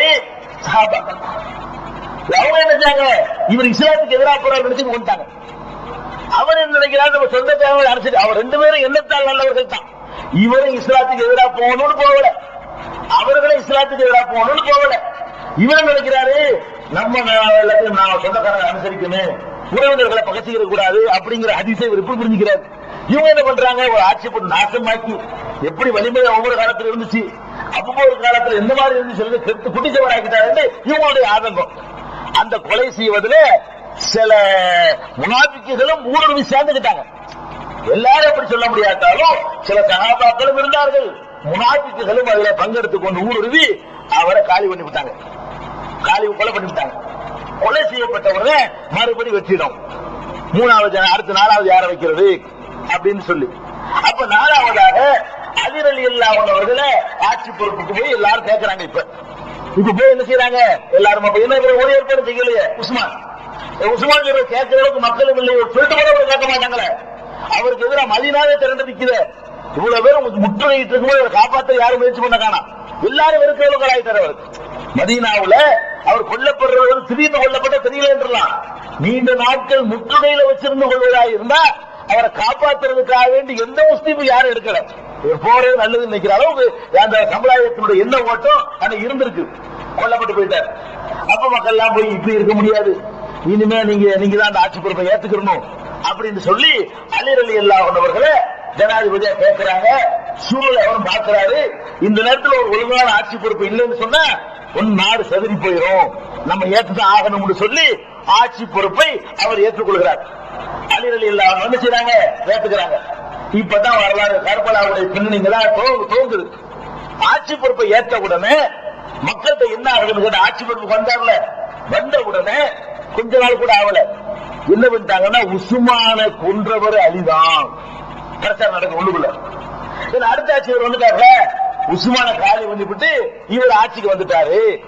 இல்லன்னு சொன்னா கொலையாளிகள் மீது நடவடிக்கை, ஒரு கொலையாளிகளை பிடிக்கல. யாரு அலி ரலியல்லாஹு அன்ஹு ஆட்சிக்கு வந்த உடனே யார் யார் கொலை செஞ்சாங்க, யார் யார் ஈடுபட்டாங்க என்று யாரையும் என்ன செய்யல, அவங்க அரெஸ்ட் பண்ணல. அலி அரெஸ்ட் பண்ண மாட்டேன்ட்டாரு, சும்மா இருந்துட்டாரு. அப்ப என்ன பண்றாங்க, கொலையாளிகளை கைது பண்ணல என்று சொன்னா, கொலையாளிகளுக்கு நடவடிக்கை எடுக்கல என்று சொன்னா இவருக்கு அதுல உடம்பு இருக்குமோ அப்படிங்கிற மாதிரியான ஒரு எண்ணம் அங்க உள்ள மக்கள் மத்தியில் ஏற்பட ஆரம்பிக்குது. அவருக்கு காரணமா இருப்பது இந்த எண்ணத்தை ஆயிஷா ரலியல்லாஹு அன்ஹா அவர்கள் தலைமையில ஒரு பயங்கரமான தீவிர பிரச்சாரம் இன்னொரு பக்கம் மேற்கொள்ளப்படுது. ஆயிஷா நாயகி ஹஜ்ஜுக்கு போயிருக்கிறாங்க, உஸ்மான் கொல்லப்படுற நேரத்தில் அவர்கள் ஹஜ்ஜில் இருக்கிறாங்க. உஸ்மான் கொல்லப்பட்ட செய்தி வந்த உடனே அவங்க ஹஜ்ஜில இருந்து திரும்பல, அங்கே இருந்துட்டாங்க. ஹஜ்ஜில இருந்து திரும்பாம அங்க வரக்கூடிய மக்கள் எல்லாம் சந்திச்சு இந்த மாதிரியான ஒரு வேலை நடந்து போச்சு, உஸ்மான கொண்டு விட்டாங்க, அதுக்கு நடவடிக்கை எடுக்கல, இவர் ஆட்சிக்கு வந்து அவர்கள் எல்லாம் பிடிக்கல, அவர்கள் மீது ஒரு சட்ட ரீதியான எந்த ஒரு இது போடல, அதனால நம்ம நியாயம் கேட்கணும், உஸ்மானுடைய கொலைக்கு நியாயம் கேட்டு ஆகணும் அப்படின்னு சொல்லி மக்கள் சக்தியை அவங்க திரட்டுறாங்க. ஒரு பக்கம் அலி ரலியல்லாஹு அன்ஹு எதிராக செய்றாங்க, திரட்டுறாங்க. அதுல இன்னொன்று இருக்குது, மனிதர்கள் எப்போதும் மனிதர்கள் தான். அதுல அலியும் ஆயிஷாவும் விதிவிலக்கு இல்ல, அலி ஆயிஷாவும் விதிவிலக்கு கிடையாது. அவங்க ரெண்டு பேருக்குமே எப்போதும் பிடிச்சிக்கிறாரு. யதார்த்தமா சொல்றதா இருந்தா சஹாபாக்கள் மனுஷத்தன்மைக்கு அப்பாற்பட்டவங்க இருக்கக்கூடாது. அவங்க ரெண்டு பேருக்கு எப்போதும் பிடிக்காது. பிடிக்காதுங்கிறது என்ன காரணம் அப்படின்னு கேட்டா அதுக்கு ஒரு வரலாற்று பின்னணி இருக்குது. ஆயிஷா நாயகி அவர்கள் மீது ஒரு கட்டத்தில் பழி சொன்னாங்க, கற்பின் மீது, அவர்களுடைய ஒழுக்கத்தின் மீது ஒரு பழி சொன்ன சம்பவங்கள் எல்லாருக்கும் தெரியும். ரசூல் ஸல்லல்லாஹு அலைஹி வஸல்லம் போருக்கு போகும்போது மனைவியரை அழைச்சிட்டு போவாங்க, ஒரு போர்ல ஆயிஷா நாயகி கூட்டிட்டு போறாங்க. கூட்டிட்டு போனா ஒரு ஒட்டகத்துல உட்கார்வதற்கு ஒரு பாக்ஸ் மாதிரி செஞ்சிருப்பாங்க. பெண்கள்லாம் உட்கார்வதற்காக சும்மா உட்கார்ந்து போக மாட்டாங்க, வெயில் மழையில இருந்து பாதுகாக்கிறதுக்காக வேண்டி ஒட்டகத்துக்கு மேல இந்த மாதிரி ஒரு பாக்ஸ் மாதிரி செஞ்சு அதுல உட்கார்ந்து குடிசை எல்லாம் போட்டிருப்பாங்க. மழை பெஞ்சாலும் உள்ள உருவாது, வெயில் நம்மளை தாக்காது. பெண்களுக்காக இந்த மாதிரி ஒட்டக தொட்டின்னு சொல்லுவாங்க. அந்த ஒட்டகத்துல தொட்டி மாதிரி கூட மாதிரி அமைச்சிருப்பாங்க. அதுல ஆயிஷா நாயகி இருப்பாங்க. பெண்கள் பயணம் பண்ணாங்க, அந்த மாதிரி செஞ்சு வச்சுக்கிற வழக்கம் இருக்கு. ஆம்பளைக்கு சும்மா வெயில மழையில் நினைச்சிட்டு ஓட்டிட்டு வந்துருவாங்க ஒட்டகத்தை. அப்படி இருக்கும் பொழுது ஒரு இடத்துல ரசூலுல்லாஹ் தங்குறாங்க. தங்கிட்டு வண்டி எடுக்க போகும்போது ஆயிஷா நாயகி இந்த இயற்கை தேவை நிறைவேற்றுறதுக்காக வெளியே போயிருக்கிறாங்க. இவங்க ஆயிஷா நாயகி இருக்காங்கன்னு நினைச்சிட்டு பாக்ஸ் தூக்கி ஒட்டகத்து மேல வச்சு வந்துட்டாங்க. ஆயிஷா விட்டுட்டு வந்துட்டாங்க. ரசூல் ஸல்லல்லாஹு அலைஹி வஸல்லம் மற்றவங்களும் உள்ள இருக்கிறாங்களான்னு அவங்க பார்க்கல. அவர்களுக்கு உள்ள இந்த பாக்ஸுக்குள்ள அவங்க இருப்பாங்க நினைச்சுக்கிட்டு, பாக்ஸ்னா பாக்ஸ் இல்ல, ஒரு தேர்லாம் இருக்குல்ல, பல்லாக்கு இருக்குல்ல, நீங்க பல்லாக்கு பார்த்திருப்பீங்களா, பல்லாக்கு மனுஷன் தோல்ல தூக்குவான், அவங்க ஒட்டகத்தினுடைய முதுகுல தூக்கப்படும், அவ்வளவுதான். அவங்க பல்லக்குல இருப்பாங்க நினைத்து கொண்டு அவங்க தூக்கி மேல வச்சுட்டாங்க. மேல வச்சுட்டு வந்தா அடுத்த ஊருக்கு வந்தா தான் தெரியுது ஆயிஷா நாய் இல்லைங்கிறது. அதுக்கடையில் என்ன நடக்குது? நபி ஸல்லல்லாஹு அலைஹி வஸல்லம் எப்போதுமே அவங்களுடைய முன்ஜாக்கிரதை, ஒரு ஆட்சி தலைவரா இருக்கிறதுனால ஒரு போருக்கு போயிட்டு திரும்பினாங்கன்னு சொன்னா, ஒரு வேலைக்கு போயிட்டு திரும்பினாங்கன்னு சொன்னா, ஒரு நாள் வித்தியாசத்துல ஒருத்தர் நிப்பாட்டிட்டு வருவாங்க. அதாவது இங்க இருந்து புறம்போட்டு வைங்க, நான் ஒரு இடத்துக்கு கிளம்புறோமா, ஒரு ஆளை கூப்பிடுவாங்க, நீ இன்னைக்கு நாளைக்கு பூரா இங்கதான் இருக்கணும், நாளைக்கு இந்நேரத்துக்கு தான் நீ புறப்படணும், நாங்க போயிட்டே இருப்போம், எங்கள்ல இருந்து ஒரு நாள் டிஸ்டன்ஸ்ல வந்துகிட்டு இருக்கணும். எதுக்கு ஒரு நாள் டிஸ்டன்ஸ்ல வரணும்னு கேட்டா, எதிரிகள் நடமாட்டம் இருக்கலாம், பின்னாடி மெதுவாக வருவான். இந்த ஒரு நாள் பின்னாடி வந்தோம்னு சொன்னா எதிரிகள் வர்றதை கண்காணிக்கலாம். எவனாச்சும் வர்ற மாதிரி தெரிஞ்சு சொன்னா வேகமா குதிரையில் ஓடியாந்து தகவலை சொல்லி போடுவான். அது மாதிரி ஜாமான்களை விட்டுட்டு போயிடுவோம். அந்த நாங்க வர்ற வழியில விடுபட்டு இருந்தா பொறுக்கிட்டு வரணும் அப்படிங்கிறதுக்காக வேண்டி ஒருவரை நியமிப்பது ரசூல் ஸல்லல்லாஹு அலைஹி வஸல்லம் அது ஆட்சி தலைவர் என்ற முறையில் அவங்களுடைய நடவடிக்கை ஒண்ணும். அந்த பேரை சஃப்வான்கிற சஹாபியை நியமிச்சிருக்கிறாங்க. அவர் வர்றாரு, ஆயிஷா நிக்கிறாங்க. ஒரு நாள் தள்ளி வந்துகிட்டு இருக்காரு. அவர் இந்த இடத்துக்கு வர்றாரு, ஆயிஷா என்ன நிக்கிறீங்க, இந்த மாதிரி போன பாத்ரூம் போன விட்டுட்டு போயிட்டாங்க அப்படிங்கிறாங்க. சரின்னு சொல்லி ஒட்டகத்தில் அவங்க உட்கார வச்சு இவரு கடிவாளத்தை பிடிச்சு கொண்டாந்து இங்க சேர்க்கிறார். இதுக்கு இடையில முனாஃபிக்குகள் பரப்பிட்டாங்க. தனியா வந்திருக்கிறாங்க, ஒரு நாள் கூட கல்யாணம் பண்ணி வந்திருக்காங்க, என்ன நடந்திருக்கும், என்ன வேணாலும் நடந்திருக்கும் அப்படிங்கிற மாதிரி ஒரு பேச்சு இப்படி பரவுது. இது வந்து அங்க உள்ள கசம்சவாய் மதீனாவுல பரவி, ஊர் புறா பரவி, ரசூல் ஸல்லல்லாஹு அலைஹி வஸல்லம் அவர்களுக்கு வந்து ஒரு தலைநிமிர முடியல. மனைவியை பத்தி இப்படி சொன்னா எந்த ஆம்பளுக்கு தலைநிமிர முடியும்? மனைவியினுடைய ஒழுக்கத்தின் மீது ஏதாவது ஒரு பழி சொல்லி விட்டார்களே, ஆனால் அந்த மனைவி மட்டும் தலை குனிய மாட்டார், அந்த குடும்பமே தலை குனியும். அந்த ஆம்பளை அண்ணன் தம்பி மாமா மச்சான் தலை காட்ட மாட்டாங்க, ஊரை காலி விட்டு போயிருவாங்க திருவூர்ல. அந்த மாதிரியான ஒரு நிலைமையில இப்படி சொல்றாங்களே, மன நொந்து போய் இருக்கிறாங்க. அப்படிப்பட்ட ஒரு பழிச்சொல். அதுல தீவிரமா இருந்தவர் அலி. பகைக்கு காரணம் சொல்றாங்க, தலாக்கு சொல்லுங்க, விட்டு கழட்டி விட்டுருங்க அப்படின்னு சொன்னது முக்கியமா இருந்தால் யாரு? அலி. அதனால இயற்கையாகவே அலி ரலியல்லாஹு அன்ஹு என்ன செய்யாது, ஆயிஷா நாயகி மேல இப்படி சொன்னதுனால எந்த பொம்பளை மன்னிப்பாங்க? இவ்வளவு இந்த அர்த்தம் ஒரு வேகமா இருந்தாரு, மருமகங்களை செல்வாக்க பயன்படுத்தி பார்த்தாரு, நமக்கு எதிராக அம்புட்டு வேலையும் பண்ணாரு இவரு. அப்படிங்கும் பொழுது இயற்கையில அவங்களுக்கும் அலிக்கு பிடிச்சிக்கிறார். இது ஒண்ணு. அதே மாதிரி ஆயிஷா நாயகியோட மனசுல வச்சிருந்தாங்க ஆதரவு சொன்னா அதுக்கு ஆதாரம் சொல்லலாம். ரசூல் ஸல்லல்லாஹு அலைஹி வஸல்லம் தள்ளாத வயசுல போய் நோயாளி ஆயிட்டாங்கல்ல, நோயாளி ஆன பிறகு அபூபக்கரை தொலை சொல்லிவிட்டு 2 பேர் தோல்ல கையை போட்டுக்கிட்டு ரசூல் ஸல்லல்லாஹு அலைஹி வஸல்லம் பள்ளிக்கு வருவாங்க. காலு தரையில இழுபட்டுக்கிட்டு வரும். அத வந்து ஆயிஷா நாயகி சொல்லும் பொழுது அப்பாசுடைய தோல்லையும் இன்னொருவருடைய தோல்லையும் கை போட்டு கொண்டு வந்தார்கள் சொல்லுவாங்க. இன்னொரு அலிதான் சொல்ல மாட்டாங்க. ஆயிஷா நாயகி தெரியாத ஒருத்தர் அவரு. ஆயிஷா நாயகி அந்த புகார்ல பேச பார்க்கலாம். அதாவது ரசூல் ஸல்லல்லாஹு அலைஹி வஸல்லம் அவர்கள் 2 பேர் தோல்ல கை போட்டு வந்தார்கள். ஒருவர் அப்பாஸ், இன்னொருத்தர் அப்படிம்பாங்க. இன்னொருத்தர் தான் சொல்லுவாங்க, அவர் பேர சொல்ல மாட்டாங்க. இது அறிவிக்கிற சஹாபி சொல்லுவாரு, அந்த இன்னொருத்தர் யாரு தெரியுமா? அவர் தான் அலி. அடுத்த தலைமுறையில் உள்ள வழக்கம் கொடுப்பாரு. இப்படிப்பட்ட ஹதீஸை நீங்க புகார்ல பார்க்கலாம். என்ன இது ஒரு தப்புன்னு சொல்ல இயலாது. என் மேல ஒருத்தன் பழி சுமத்துட்டா அவனோட மனசார வெறுக்கத்தான் செய்வேன், அறியாம வந்துடும், திட்டமிட்டு வர்றது இல்ல. இது ஒண்ணு ஏற்கனவே ஒரு கசமசாக இருந்துச்சா, இதெல்லாம் சேர்ந்துட்டு இவர் இந்த மாதிரி பண்ண உடனே ஆயிஷா நாய்க்கு மூர்க்கமா இறங்கிட்டாங்க. எந்தெந்த இப்படி பண்றாரு, உஸ்மான கொலை பண்ணவர்களுக்கு நடவடிக்கை எடுக்காம இருந்துட்டாரு அப்படின்னு இப்படி ஒண்ணும். இதுக்கு இடையில சிரியாவுல ஷாம்ல வந்து கவர்னராக முஆவியாவை நியமிக்கிறாங்க உஸ்மான் ரலியல்லாஹு அன்ஹு அவர்கள். உஸ்மான் ஆட்சியில் இருக்கும் பொழுது ஷாமுடைய கவர்னர் யாரு? முஆவியா என்பவர் வந்து பெரிய பயங்கரமான ஒரு தளபதி, தேசப்பட்ட ஆள் கிடையாது. பாப்பா மாதிரியே பயங்கர கில்லாடி வரும். முஆவியாவுடைய தகப்பனார் அப்படி, தாயார் அப்படி, தேசப்பட்ட ஆளுக்கு கிடையாது.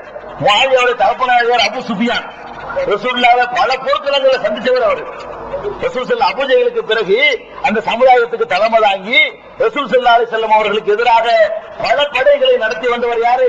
தளபதியா வந்தவர் அபு சுஃபியான். அந்த சமுதாயத்திற்கு அபூ ஜஹலுக்கு அப்புறம் கிடைத்த தலைவர். அப்படிப்பட்ட அபு சுஃபியானுடைய மகன் தான் முஆவியா. அவங்க அம்மா யாரு?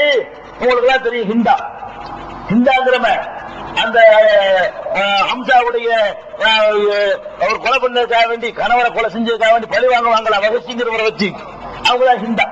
அப்ப ஹிந்தாவும் ஆம்பளை மாதிரி பொம்பளது, ஹிந்தா பொம்பளையா இருந்தாலும் ஆம்பளது, அந்த மாதிரி உள்ளாரு. அந்த மாதிரியான 2 பேருக்கு பிறந்தவர் யாரு? முஆவியா. பெரிய கில்லாடி, அரசியல் நடத்துறதுல இந்த 4 பேருக்கு பகையில் வச்சிருவாரு. பெரிய சாணக்கியர்.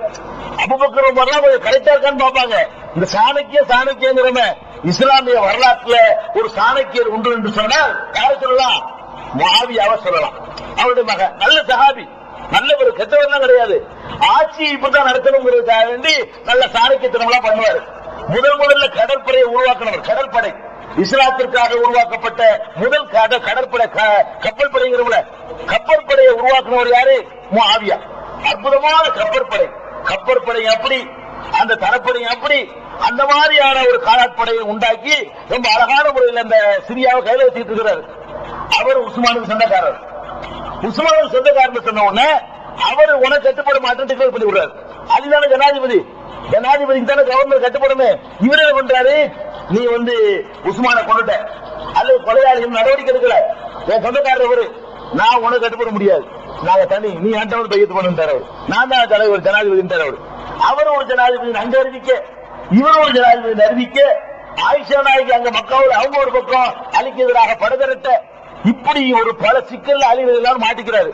இன்னும் சொல்ல போனா அலி ரலியல்லாஹு அவர்கள் இஸ்லாத்துடைய தலைநகரம் எங்க? மதீனா. எல்லாருக்கும் தெரியும்.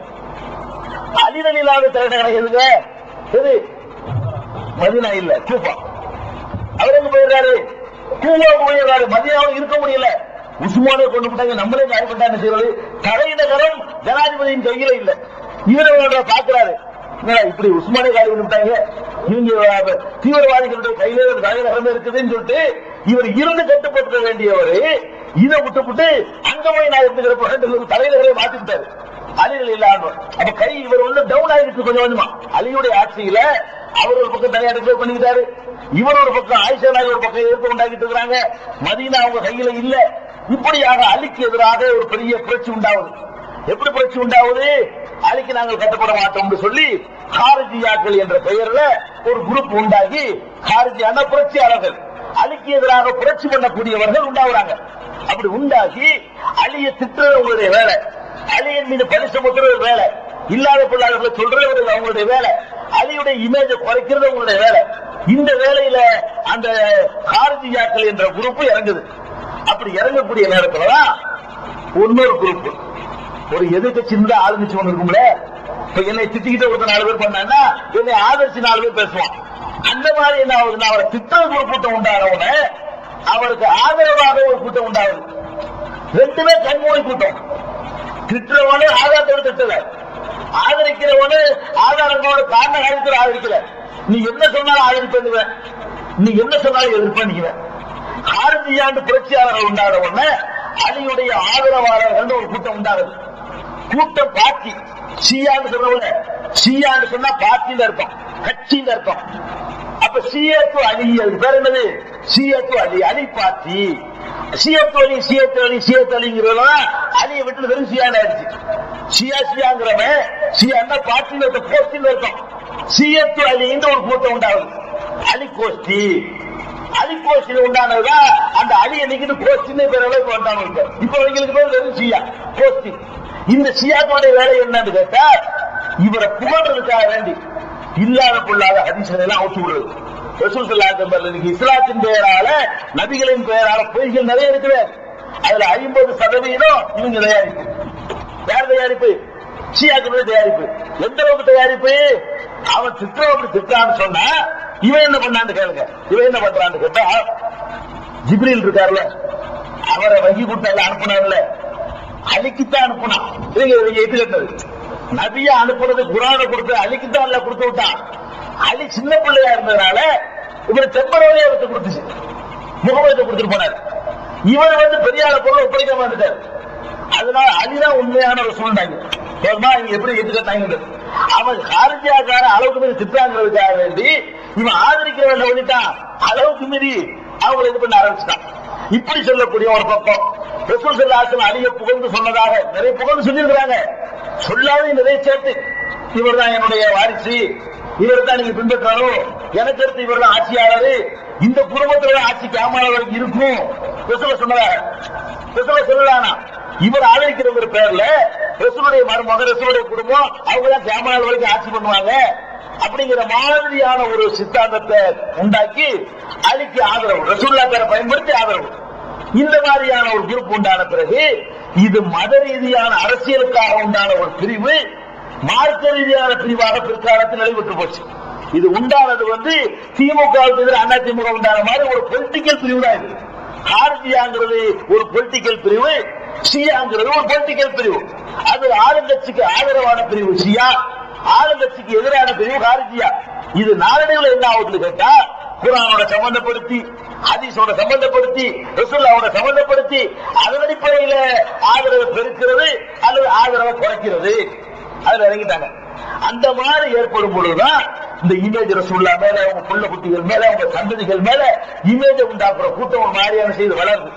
எப்போதுமே நீங்க விளங்கிக்கிறது, எந்த காலகட்டத்திலையும் ஒரு சித்தாந்தத்தை வளர்க்கறதுக்கு பெரிய கொள்கை தேவை கிடையாது, பெரிய கோட்பாடு தேவையில்லை. ஒரு சித்தாந்தத்தை வளர்க்கறது வைங்க.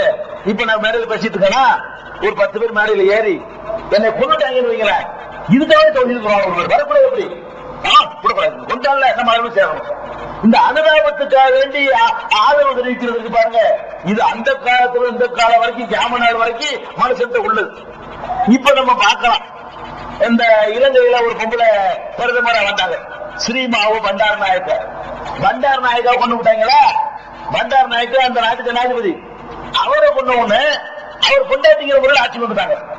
வேற ஒண்ணு தியாகம் பண்ணல, அரசியல் ஒண்ணு கொள்கையில கோட்பாடு ஜெயிலுக்கு போகல, ஒண்ணும் கிடையாது. அவங்க இறந்தது ஆச்சு, அவருக்கு கொண்டுட்டான் கொண்டா, அதுக்கு ஆட்சிக்கு என்ன இருக்குது? கொண்டுட்டாங்க. அதே மாதிரி தனியான வேலை வைக்கணும், நான் ஒரு கொண்டாட்டி என்ன வச்சுக்கிறேன். இந்த மாதிரி இது உலகம் முழுசும் இதேதான். உலகம் முழுசும் பாத்தீங்கன்னா கிறிஸ்தவர்கள் இன்னைக்கு வளர்ந்துருக்காங்க கொள்கையை வச்சியா? இல்ல. அந்த ரத்தம் பாத்தீங்களா, ரத்தம் ரத்தம் ரத்தம், இதைத்தான் பார்த்தாங்க. இந்த ரத்தம் ரத்தம் சிந்துறாரோ என்னடா கொள்கை? அதெல்லாம் தெரியாது. ரத்தம் செஞ்சுட்டார்ல, எம்ஜிஆர் துப்பாக்கியில சுடாட்டி எம்ஜிஆர் ஒரு உலகத்துக்கு வந்திருக்குமா? இவன் சுட்டு ரத்தம் வந்து எம்ஆர்ஆர் பண்ண வேலை, சுட்டு ரத்தம் வந்தோட எம்ஜிஆர் எம்ஜிஆர் எம்ஜிஆர் தலைவராகிட்டார். இல்லைன்னா நடிகராக ஒரு கூட்டாளி நடிகர், நடிகராக இருந்தால அவனுக்கு செல்வா கொண்டவர் என்ன காரணம்? இந்த கிறுக்கு போய் சுட, அதுல அவன் குறைக்க, அதை ஊழலாம் போஸ்ட் அடிச்சு அவன் பெரிய தலைவர் ஆகிவிட்டான். அதே மாதிரி எவனாச்சும் இந்த சுடப்பட்டு வெட்டப்பட்டு கொல்லப்பட்டு இப்படி செத்தான் வைங்க. ராஜீவ் காந்தி டவுன்ல இருந்தாரு, அந்த கொண்டுதான் நரசிம்மராவ் வந்து வர வேண்டிய போச்சு. அந்த கட்சி ஆட்சியில் அப்ப போயிருக்கும், காங்கிரஸ் அப்போ டவுனா இருந்த நேரம். அப்ப இந்த கொலை இந்த இதெல்லாம் ஒரு பெரிய அனுதாபத்தை தரக்கூடியது. அப்ப என்ன பண்றாங்க கேட்டா, அலி ரலியல்லாஹு அன்ஹு இந்த ஹுசைன் கொல்லப்பட்டவுடன் இந்த அனுதாபத்தை அப்படிதான் ஏற்றாங்க. ஹுசைன் கொல்லப்பட்ட உடனே இந்த ஷியாங்கிற பேரவையில அவங்களுக்கு பெரிய இமேஜ் உண்டாக்கிட்டாங்க இல்லையா, அதை வச்சுக்கிட்டு அப்படியே அந்த கதையை நம்மகிட்ட பரத்தி விட்டதுனாலதான் இந்த கதை மட்டும் நம்ம நினைச்சிருக்குது. வேற மறுபடியும் வரலாறு வருவோம். அப்ப அலி ரலியல்லாஹு அன்ஹுடைய ஆட்சி ரொம்ப குறைஞ்சது, 2 வருஷத்துக்கு கம்மியான காலம் அவர் இருக்கிறார். இந்த 2 வருஷம் கம்மியான காலத்துல அவரால் ஒண்ணும் பண்ண முடியல. ஆயிஷா நாயுடைய சண்டையில ஜெயிச்சிருக்காரு. முஆவியாவோட அவரால் என்ன செய்ய முடியல, நிக்க முடியல. முஆவியாவுடைய ஆட்சி நிக்க முடியல. அவருக்கு பிறகு அப்ப 2 தலைவரப்ப அலியுடைய காலத்துல 2 ஜனாதிபதி இஸ்லாத்துக்கு.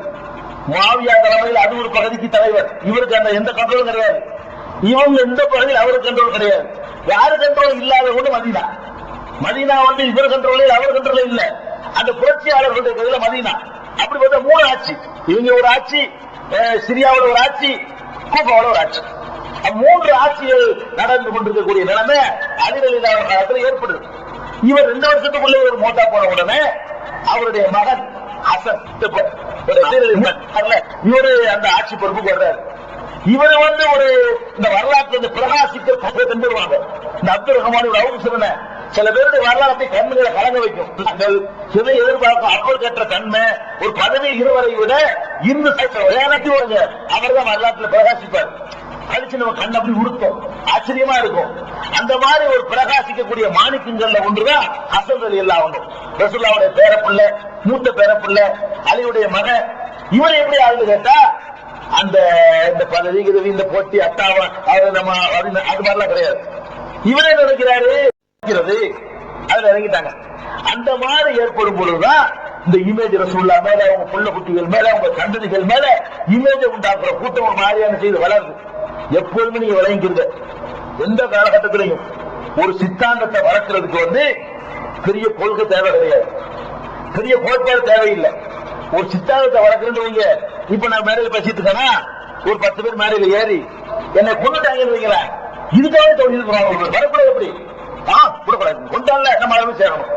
இந்த அனுதாபத்துக்காக வேண்டி ஆதரவு தெரிவிக்கிறதுக்கு பாருங்க, இது அந்த காலத்துல இந்த காலம் வரைக்கும் கிராம நாள் வரைக்கும் மனசு உள்ளது. இப்ப நம்ம பார்க்கலாம், இந்த இலங்கையில ஒரு பொம்பளை பிரதமரா வந்தாங்க, ஸ்ரீமாவு பண்டார் நாயக்கா. பண்டார் நாயக்கா கொண்டு விட்டாங்களா? பண்டார் நாயக்கா அந்த நாட்டுக்கு ஜனாதிபதி. அவரை கொண்டு ஒண்ணு அவர் கொண்டாட்டிங்கிற முறையில் ஆட்சி கொண்டுட்டாங்க. வேற ஒண்ணு தியாகம் பண்ணல, அரசியல் ஒண்ணு கொள்கையில கோட்பாடு ஜெயிலுக்கு போகல, ஒண்ணு கிடையாது. அவங்க ஏற்பது ஆட்சி அவர் குருவினது அதெல்லாம் கொண்டுட்டான், இதெல்லாம் கொண்டுட்டான். கொண்டாது ஆட்சிக்கு என்ன இருக்குது? கொண்டுட்டாங்கன்னா அதே மாதிரி தனியான வேலை கொண்டு வைக்கணும், நான் ஒரு கொண்டாட்டி வச்சுக்கிறேங்க. இந்த மாதிரி இது உலகம் முழுசும் இதேதான். உலகம் முழுசும் பாத்தீங்கன்னா கிறிஸ்தவர்கள் இன்னைக்கு வளர்ந்துருக்காங்கன்னா கொள்கையை வச்சியா இல்ல, அந்த ரத்தம் பாத்தீங்களா, ரத்தம் ரத்தம் ரத்தம் இதைத்தான் பார்த்தாலும் இந்த ரத்தம் சிந்துறாரோ என்னடா அதெல்லாம் தெரியாது. ரத்தம் செஞ்சுட்டார்ல, எம்ஜிஆர் துப்பாக்கியில சுடாட்டி எம்ஜிஆர் ஒரு ஆள் உலகத்துக்கு வந்திருக்குமா? இவன் சுட்டு வெத்தவங்க எம்ஆர்ஆர் பண்ண வேலை, சுட்டு வெத்த வந்தோட எம்ஜிஆர் எம்ஜிஆர் எம்ஜிஆர் தலைவராகிட்டார். இல்லைன்னா நடிகராக இருந்தாங்க, ஒரு கூட்டாளி நடிகர்.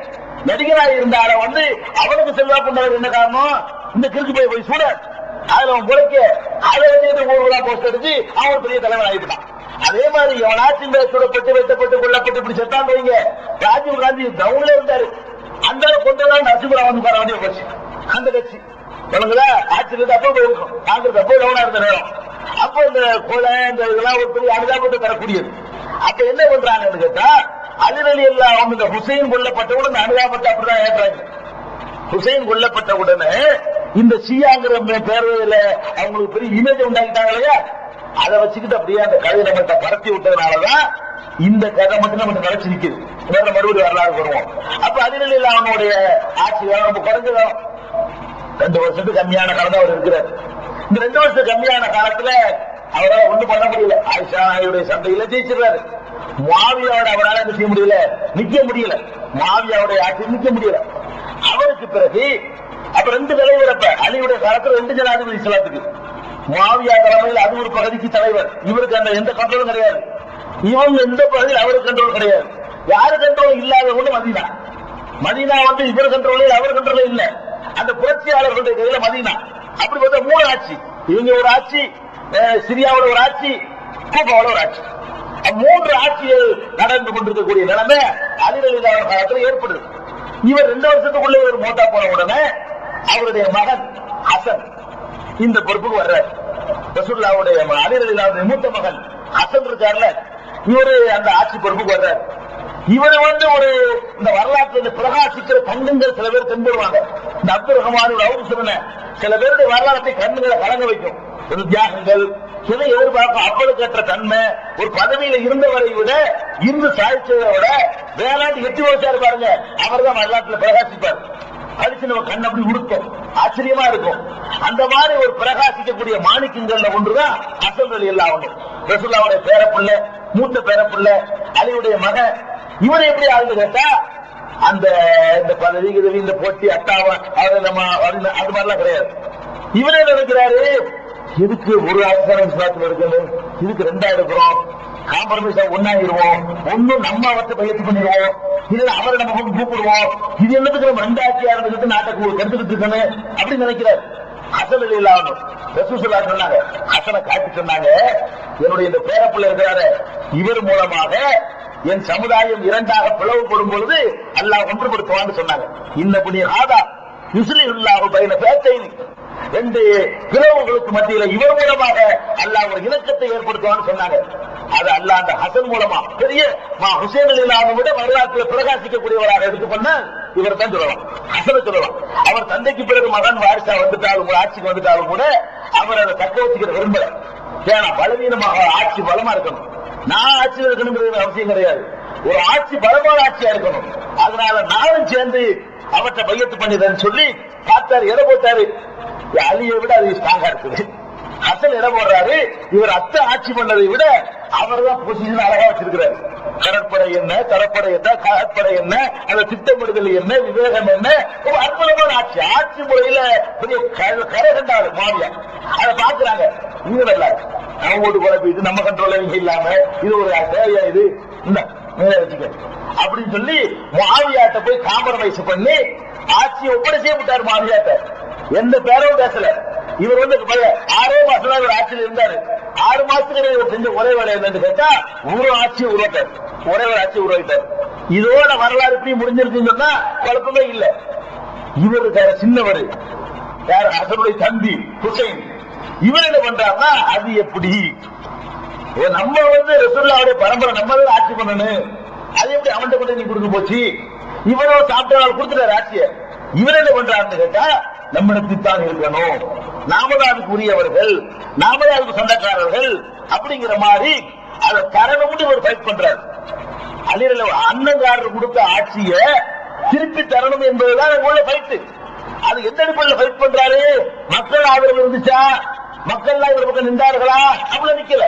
ஒரு ஆதரவு இல்லாம நீங்க படிச்சிருப்பீங்க. அவரோட கர்பலா யுத்தத்துக்கு போனது எவ்வளவு பேரு பல அறிவிப்புகள் சொல்றாங்க. எந்த அறிவிப்படி பார்த்தாலும் 100 உள்ளதான். 10 சொல்லக்கூடியவங்க இருக்கிறாங்க, 25 சொல்லக்கூடியவங்க இருக்கிறாங்க, 50 சொல்லக்கூடியவங்க இருக்கிறாங்க. அவரோட களத்தில் இருந்து 101 சொல்லக்கூடியவங்க இல்ல, எல்லாம் 100 கிலோ. அப்ப 2 டிஜிட்டல தாண்டல, 2 நம்பரை தாண்டல அவரோட இருந்தாங்க. அப்ப ஹுசைனுக்கு ஆதரவுலாம் கிடையாது, மக்களை ஆதரிக்கல. எந்த அளவுக்கு என்று கேட்டால் இவர் நான் புரட்சி பண்ண போறேன், இந்த ஆட்சி அகத்தியே தீர்வேன் அப்படி. அது என்ன முஆவியாவுக்கு பிறகு அவர் மகன் யசீத் ஆட்சிக்கு வர்றாரு. அலிக்கு பிறகு ஹசன் ஆட்சிக்கு வந்த மாதிரி முஆவியாவுக்கு பிறகு யசீத் தப்பு கிடையாது. இந்த பக்கம் அலிக்கு பிறகு ஹசன் வரலாம்னு சொன்னா முஆவியாவுக்கு பிறகு அவர் மகன் வர்றது தப்பா? அது தப்பு கிடையாது. இவர் என்ன பண்றாருன்னு கேட்டா நான் புரட்சி பண்ணுவேன் முஆவியா காலத்துல எதிர்க்க ஆரம்பிச்சிடுறாரு. முஆவியா காலத்துல எதிர்க்க ஆரம்பிக்கிறாரு.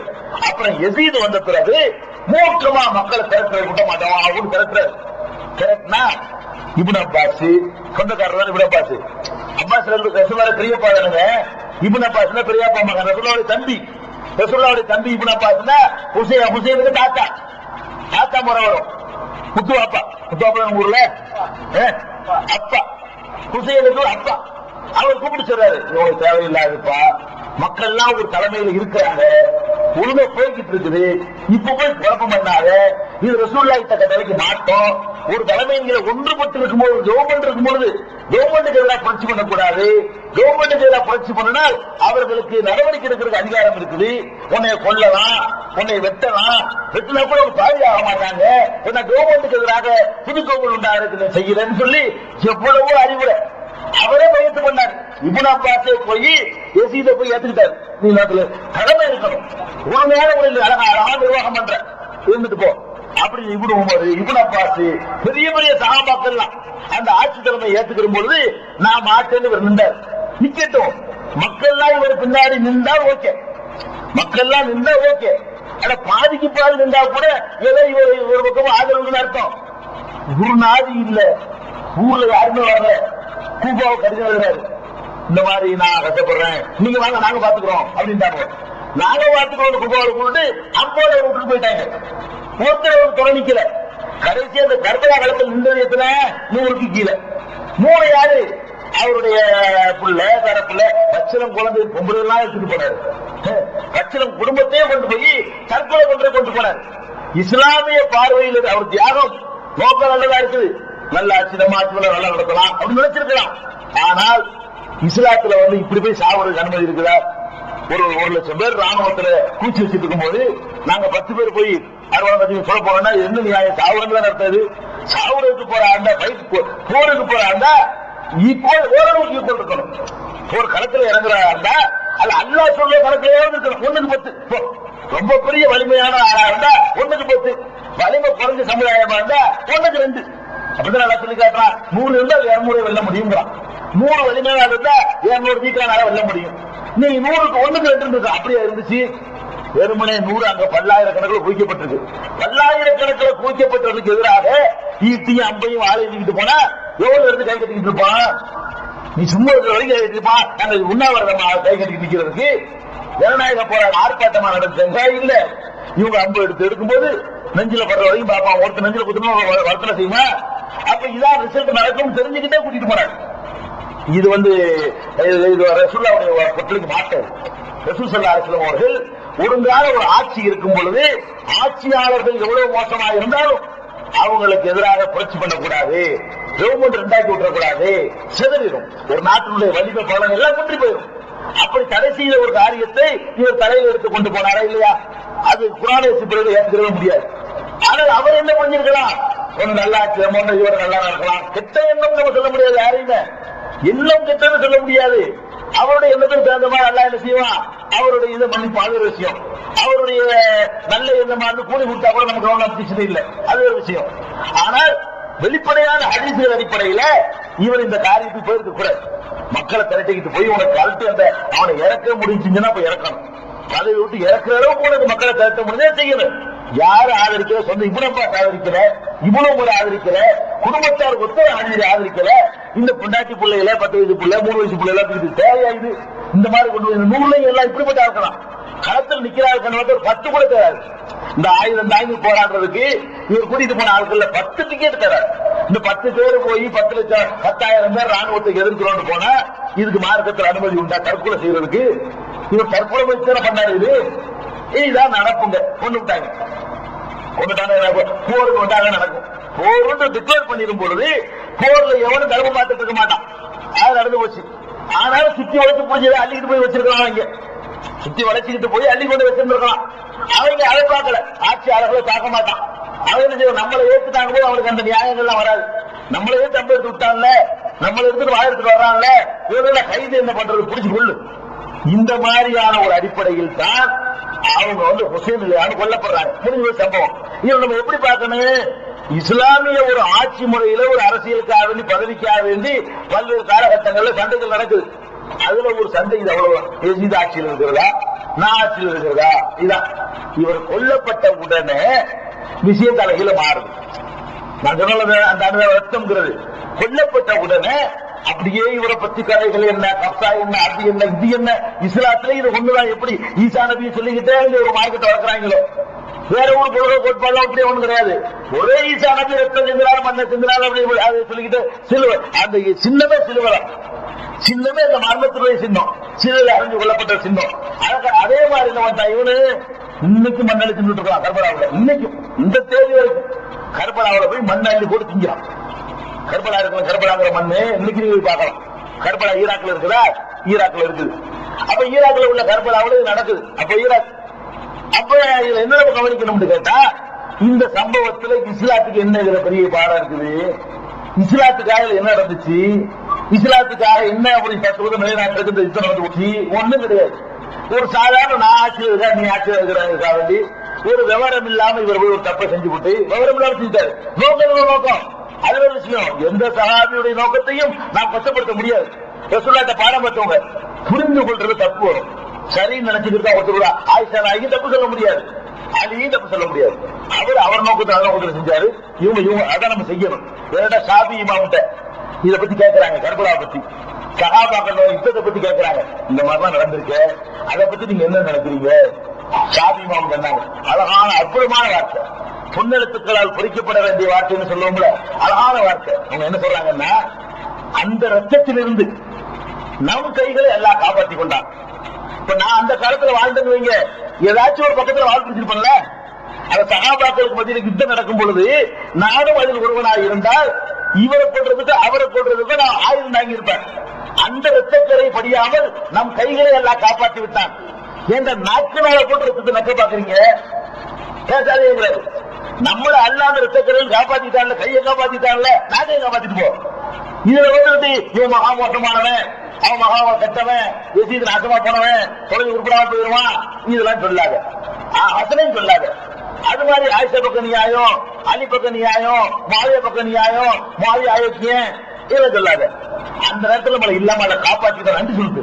நல்ல வேலைக்கு கொஞ்சம் லேட்டா பிறந்துட்டோம்.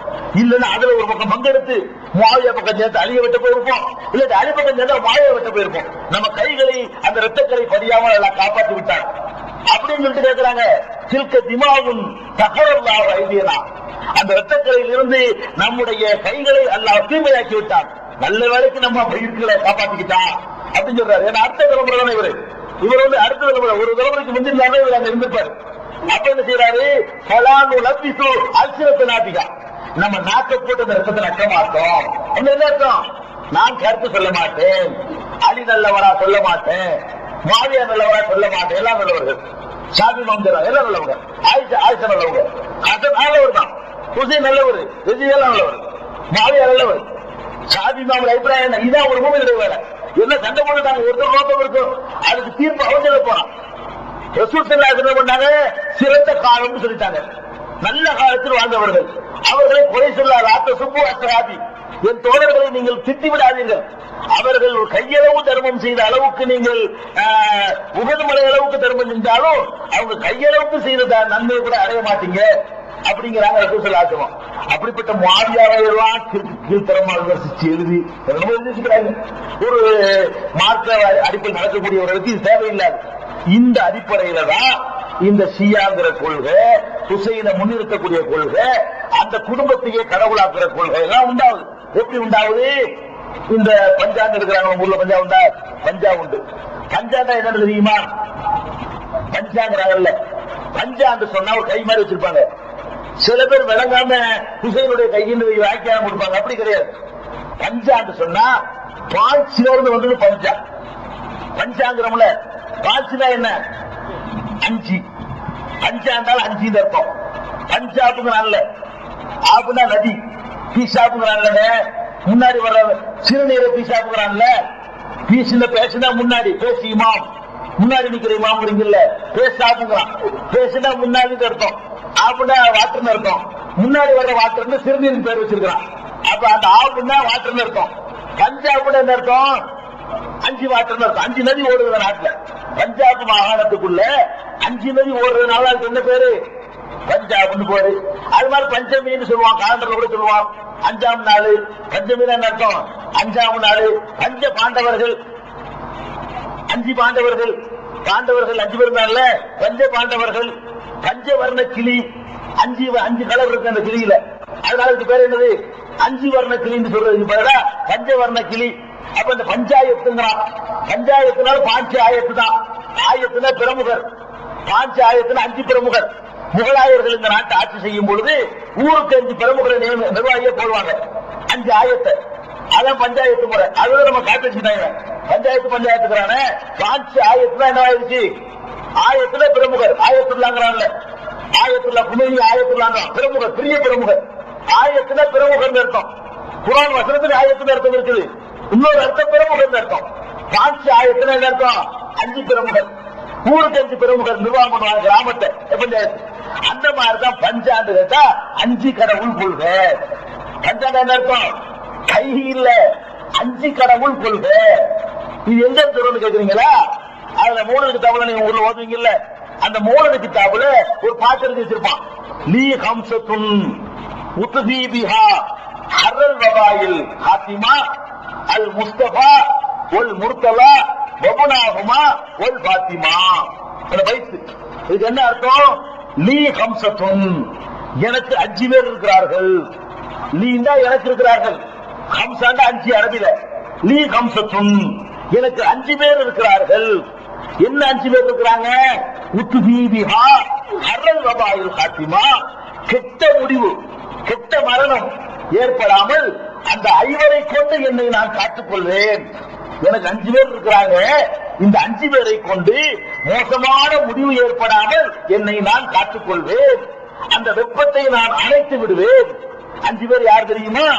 அல் முஸ்தபா. ஒருவர் முஸ்தபா. முஸ்தபா யாரு? ரசூல் ஸல்லல்லாஹு அலைஹி வஸல்லம். முஹம்மது முஸ்தபாங்கறோம்ல, முஸ்தபான்னு சொன்னா ரசூல் ஸல்லல்லாஹு அலைஹி வஸல்லம். அல் முஸ்தபா. இரண்டாவது ஒல் முர்தலா. முர்தலா யாரு? அலி முர்தலா. அலியுடைய பட்ட பேர் என்ன? முர்தலா. அல் முஸ்தபா ஒன்ற ரசூலுல்லாஹ், ஒல் முர்தலா ஒன்ற அலி, வபுனாஹுமா, அவருடைய இரு புதல்வர்கள் யாரு? ஹசன் ஹுசைன், ஒல் ஃபாத்திமா. இப்படி 5 கடவுள் எனக்கு இருக்கிறாங்க. பச்சையா சொல்றோம். அதுக்குதான் கை காட்டுறான. நாங்கள் 5 நம்புறோம். என்ன நம்புறோம்?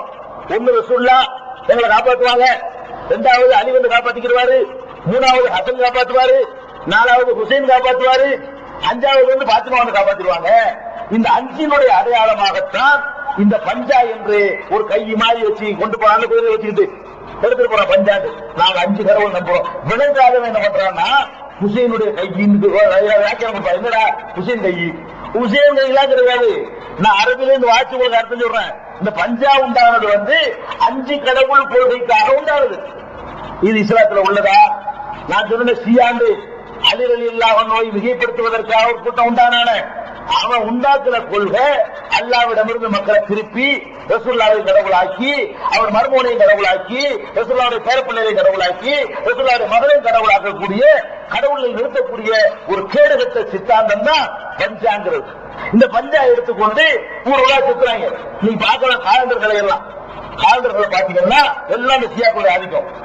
காலண்டர் இந்த வருஷ காலண்டர் போடுவாங்கல்ல, முகமது, அலி, பாத்திமா, ஹசன், ஹுசைன் 5 முறையில் போட்டு பார்த்துருக்கீங்களா?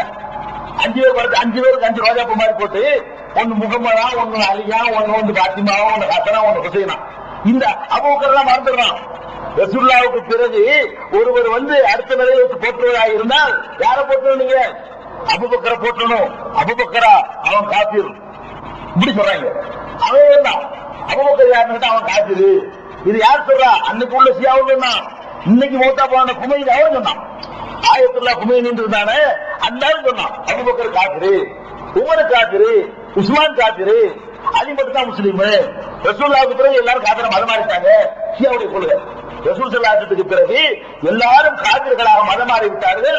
இவர்கள் மட்டும்தான் மூமினா இருந்தாங்க. யாரு? அலி வகைராக்கள் மட்டும்தான் மூமினா இருந்தாங்கன்னு சொல்லிட்டு கேட்டாங்க. அதனுடைய வெளிப்பாடுதான் பஞ்சா. அந்த 5 தான் தேர்ந்துட்டான். ரசூலுல்லாஹ்வுடைய அந்த உம்மத்திலேயே தேர்ந்த புத்தகத்துல இந்த 5 தான் 50 வரை காத்திருந்தான். இந்த சித்தாந்தம் தான் இந்த பஞ்சாங்கிறது, கர்பலாங்கிறது.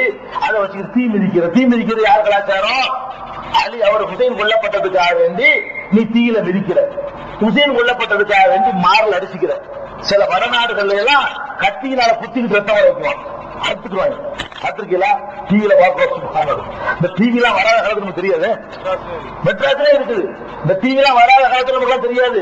நம்மள அங்கே பார்க்க போற அந்த சரி என்ன டிவியில போட்டு காட்டுறாங்க, ரத்தம் வட்டியுது. இப்படிலாம் செய்யறதுக்கு மார்க்கத்தில் அனுமதி இருக்கா? இஸ்லாமிய மார்க்கத்துல தன்னை வேதனைப்படுத்திக் கொண்டு ஒரு வணக்கம் இருக்கிறதா? இல்ல. ஒரு சஹாபி ஒருத்தர், இஸ்ராயல் ஒருத்தருக்கு பேரு சஹாபி, அபு இஸ்ராயல். ரசூல் ஸல்லல்லாஹு அலைஹி வஸல்லம் இந்த மாதிரி ஜும்மா பயான் நடத்திட்டு இருக்காங்க பள்ளிவாசல்ல. அவர் வெளியில நின்றுட்டு இருக்கிறார் அபு இஸ்ராயல். ரசூலுல்லாஹ் கேக்குறாங்க, ஏன்டா பள்ளிக்குள்ள உட்கார வேண்டியதானே, அந்த ரோட்ல நிக்கிறாரு. அப்ப சஹாபாக்கள் சொல்றாங்க, இல்ல அவர் நேர்ச்சை பண்ணிட்டாரு. நேர்ச்சை என்ன நேர்ச்சை? அவர் நிழலை அனுபவிக்கிறது நேர்ச்சை பண்ணிட்டாரு. வெயில் தான், எப்போ வெயில் தான் நிப்ப அப்படி நேர்ச்சை பண்ணிட்டாரு. திட்டாங்க சொல்ல முதல்ல உள்ள உட்கார என்ன நேர்ச்சை? இன்னெல்லாம் அவளை கணிவு நான் தாதிபி ஹாரா நப்சவும், இந்த ஆள் தன்னைத்தானே வேதனைப்படுத்துறாரு, இது அல்லாவுக்கு தேவையில்லை. இப்படி ஒரு நேர்ச்சை இஸ்லாத்துல கிடையாது. தரையில உருள்றது, தன்னைத்தானே குத்திக்கிறது, தன்னைத்தானே நாசமாக்கிறது, அளவு குத்துவது, நாக்க இந்த பக்கம் ஈட்டி இந்த பக்கம் கொண்டு வர்றது, இதெல்லாம் இஸ்லாம் ஒத்துக்கிறாரு. உன்னை வேதனைப்படுத்த கடவுள் விரும்பினார், அது என்ன கடவுள் அப்படின்னு கேட்கக்கூடிய ஒரு மார்க்கத்துல பிறந்துட்டு இவன் என்ன பண்றான்? இதான் இஸ்லாம். அதுக்கு பேர் அல்லா சாமியா. இந்த கைக்கு பேரு மெட்ராஸ்ல வச்சுக்கிற பேரு என்னது? இந்து மக்கள் எல்லாம் சொல்லுவாங்க அல்லா சாமி. அப்படி ஆக்கிவிட்டாங்க. அல்லாண்டா இப்படி தரப்பான்னு காட்டிவிட்டாங்க. இது அல்லா சாமி அதுக்கு பேரு. இந்த மாதிரி போய்கிட்டு இவன் பண்றான். பெருமானார் ஸல்லல்லாஹு அலைஹி வஸல்லம் வழிகாட்டாங்களா? லைஸ மின்னா மல்லரபுல் ஹுதூத் வஷக்கல் ஜியூப் வதஹாபி தாவல் ஜாஹிலியா. யார் ஒருத்தன் கன்னத்தில் அறைந்து கொள்கிறானோ, சட்டையை கிழித்துக் கொள்கிறானோ, முட்டாள்தனமான வார்த்தைகளை முழங்குகிறானோ அவன் நம்மை சேர்ந்தவனே இல்லைன்ட்டாங்க. ஒரு துன்பம் ஏற்படும் சட்டையை கிழிச்சுக்கிறவனுக்கான அவனே நம்மை சேர்ந்தவன் இல்லை. உடம்பை கிழிச்சுக்கிறவன், சட்டையை கிழிச்சுக்கிறவன் நம்மை சேர்ந்தவன் இல்லைங்க. அவன் துன்பம் ஏற்படும் போது கன்னத்தில் அடிச்சுக்கிறது, சட்டையை கிழிச்சுக்கிறது, கோப்பாரி வைக்கிறது, இதெல்லாம் இஸ்லாத்தில் உள்ளது கிடையாது. அவன்கிட்டையும் பண்றான். பிறகு கலாச்சாரமான தீயில இறங்கி என்ன செய்யறான்? தீ மிதித்தல கொண்டாந்து இஸ்லாத்தை உடைச்சுட்டான். இதெல்லாம் இந்த ஷியாக்களுடைய முகலாய மன்னர்கள் சில பேர் ஷியாக்களா இருந்தான். அவன் ஆட்சியுடைய அதிகாரத்தை பயன்படுத்தி ஆங்காங்கே இந்த சனிகளை உண்டாக்குனான். அல்ஹம்துலில்லாஹ் எல்லா ஊர்களையும் குறைஞ்சு போச்சு, பெருமளவு எடுபட்டே போச்சு. ஏன்னா என்ன நான்லாம் சின்ன பிள்ளையா இருக்கும்போது என்னுடைய சொந்த ஊர்ல இருந்தது, இன்னைக்கு இல்ல. அது நாகூர்ல இருக்கிறதா வேடிக்கையா இருக்கு. இந்த 20ஆம் நூற்றாண்டுல இந்த பஞ்சாயத்து எடுக்கிறதும் தீ எடுக்கிறதும் திருந்தக்கூடாது. காலத்துல செஞ்சீங்க சரி, அது 20ஆம் நூற்றாண்டு செய்யணுமா? இது அறிவுக்கு பொருந்துதா? தீ மதிக்கிறது மார்க்கம் ஒத்துக்கிறதா? தீக்க ஆரம்பிக்கிறான்னு சொல்ற தீக்கி பக்திகளா சமாளம் இருக்குதா? அதுக்குன்னு ஒரு டெக்னிக்கே ஒரு முறை இருக்குது. கடவுள் இல்ல கடவுள் இல்லன்னு பேசிட்டு போறான். அவன் அதுக்கு என்ன பண்ற? நீ யாகுசேன் யாகசேன் ஹஸ்ஸேன் கத்துவாங்க. அது அசன் ஹுசைனோடு தெரியாது மெட்ராஸ்ல உஸ்ஸேமாங்க ஹசன் ஹுசைன்ங்கிறாங்களாம். ரோட்ல ஊழலாம் போவீங்க இன்னும் ஹசன் ஹுசைன் என்ன பார்த்தா விளங்கவே இல்லை என்ன சொல்றாங்க கேட்டா விசாரணை ஹசன் ஹுசைன்ங்கிறான் மெட்ராஸ்ல பார்த்திருக்கோம் கூத்து பார்த்திருக்கோம். இந்த மாதிரி எல்லாம் போறீங்களா இது எந்த எந்த மார்க்கத்துல உண்டு? இப்படி நம்ம செய்யலாமா? முஹர்ரம் மாசத்துல நம்ம நோன்பு வைக்கிறோம்னா அதுக்கு உண்மையான காரணம் நினைச்சு பார்க்கணும். பெருமானார் ஸல்லல்லாஹு அலைஹி வஸல்லம் அவர்கள் மதீனாவுக்கு வர்றாங்க. வந்த உடனே அங்க யூதர்கள் தான் அதிகமா வாழ்றாங்க. வந்த புதுசுல பிறகு அவர்கள் முஸ்லீமா ஆயிட்டாங்க. பெரும்பாலும் ஆரம்பத்தில் வரும்பொழுது பெரும்பாலும் யூதர்கள் வாழ்றாங்க. யூதர்கள் வரும்பொழுது ஒரு முஹர்ரம் மாசத்துல என்ன பண்றாங்கன்னு கேட்டா கடைசி முஹர்ரம் மாதம் அப்பதான் கவனிக்கிறாங்க. முஹர்ரம் மாசம் 10 நோன்பு வச்சிருக்காங்க யூதர்கள். அது ரசூலுல்லாஹ்வுக்கு தெரிய வருது. என்னன்னு கேட்கறாங்க. நோன்பு வச்சுக்கிறீங்க என்ன என்னத்துக்கு நோன்பு வச்சிருக்கீங்க அப்படின்னு யூதர்கள் கேட்கறாங்க. யூதர்கள் சொல்றாங்க இன்னைக்கு எப்படிப்பட்ட நாள் தெரியுமா? எங்க மூசா நபி இருக்கிறாரு அவரை பிறவனிடமிருந்து அல்லாஹ் இன்னைக்கு தான் காப்பாத்தினான். மூசா நபிய இந்த 10வது நாள்ல தான் அந்த பிறவனிடம் காப்பாற்றி கடல்ல பிளந்து வழிவிட்டு அவரை கரை சேர்த்தான். அதுக்கு நன்றி செலுத்தும் விதமாக நாங்க நோன்பு வைக்கிறோம் யூதர்கள் சொன்னாங்க. உடனே ரசூல் ஸல்லல்லாஹு சொன்னாங்க மூசாவுக்கு அல்லாஹ் செய்த உதவிக்காக நன்றி செலுத்துவதா இருந்தா உன்னை விட எங்களுக்கு அதிக தகுதி இருக்கு. நீ மூசாவை புறக்கணிச்சுட்டு இருக்கிற, நாங்க தான் மூசா வழியிலே நடக்கிறோம், இப்ராஹிம் வழியில் நடக்கிறோம், எல்லாரும் வழியும் நடக்கிறோம். அதனால உங்களை நபர் ஆக்குவி மூசா, உங்களை விட மூசாவுக்கு அதிக உரிமை கொடுத்தவர்கள் நாங்கள் தான் அப்படின்னு சொல்லிட்டு தானும் முஹர்ரம் மாதத்தில் நோன்பு வைத்தார்கள். தன்னுடைய உம்மத்துக்கும் நோன்பு வைக்க சொன்னார்கள். மறு ஆண்டு நாளோடு இருப்பேனே ஆனால் ஒரு நாள் சேர்த்து ஒரு நாள் நோன்பு வைப்பேன் மறுவரை இல்லை. இது கடைசி வருஷம் நடக்குது. அப்பதான் இந்த தீயர் வருது. இவர்கள் நோன்பு வைக்கிற செய்திகள் வச்சுட்டே இருக்கிறான். அவங்களோட என்ன பெரிய தொட்ட நடுவரத்தில் நோன்பு இருக்கிற விஷயம் தெரியுது. கேட்டு சொன்னாங்க அடுத்த ஆண்டு நான் இருந்தால் நான் 9 அடுத்த ஆண்டு இருக்கல. அப்ப 9-10 நோன்பு வைக்கிறது சுன்னத்து. எதுக்காக சுன்னத்து? கர்பலாவுக்காக வேண்டியா? ஹுசைன் கொல்லப்பட்டதுக்காக வேண்டியா? இல்ல. எதுக்கு இது சுன்னத்து? மூசா நபியை அல்லாஹ் காப்பாற்றியதற்காக, ஒரு நல்ல சக்தி வெற்றி பெற்று ஒரு தீய சக்தி அழிந்ததற்காக இறைவனுக்கு நன்றி செலுத்தும் முகமாக வைக்கப்படுகிற நோன்பு தான் இது முஹர்ரம் மாத நோன்பு. அப்ப இந்த முஹர்ரத்துக்குரிய கண்ணியம் புனிதம் எல்லாம் அந்த மூசா நபியோடு சம்பந்தப்பட்டதே தவிர ஹுசைனோடு சம்பந்தப்பட்டது இல்லை. ஹுசைன் அல்லாஹ்வுக்காக இதுல எந்த சம்பவமும் கிடையாது. அதுல உங்க தஞ்சாவூர் மாவட்டத்தில் இருக்கிற மூட நம்பிக்கைகள் சுப்ஹானல்லாஹ் சொல்லி மாறாது. கல்யாணம் பண்ண மாப்பிள்ளையே சேர விட மாட்டாங்க. எதுக்கு? முஹர்ரம் மாசத்துல இந்த 10 நாள்ல சேரக்கூடாது. சேர்ந்தா சேரக்கூடாது. சேர்ந்தா வெட்டுப்பட்டு செத்துருமா? ஹுசைன் கொல்லப்பட்டு செத்தார்ல அது மாதிரி ரத்த காயம் வந்துருமா? அதனால சேர்ந்துடாது. சேர்ந்து புள்ள பிறந்துன்னு சொன்னா அந்த புள்ள செத்து போயிடும். அதனால அந்த மாதிரி சேரக்கூடாது. அந்த ஆடியில பிரிச்சு வைப்பாங்களே வேற சமுதாயத்துல, ஆடி மாசத்துல மாலை ஒண்ணு பிரிச்சு விட்டுருவாங்க. அந்த மாதிரி இவன் வர்றதே 15 நாள் இவ்வளவு வருவான். அங்க இருந்து இவனை பிடிச்சிட்டு பிரிச்சு வச்சா என்ன ஆகுறது? நடக்குது நாட்டுல. உங்க தஞ்சாவூர் மாவட்டத்துல சர்வ சாதாரணமாக நடக்குது. முஹர்ரம் மாசத்துல அது பண்ணக்கூடாது, முஹர்ரம் மாசத்துல மீன் திங்க கூடாது. உண்டு உண்டா?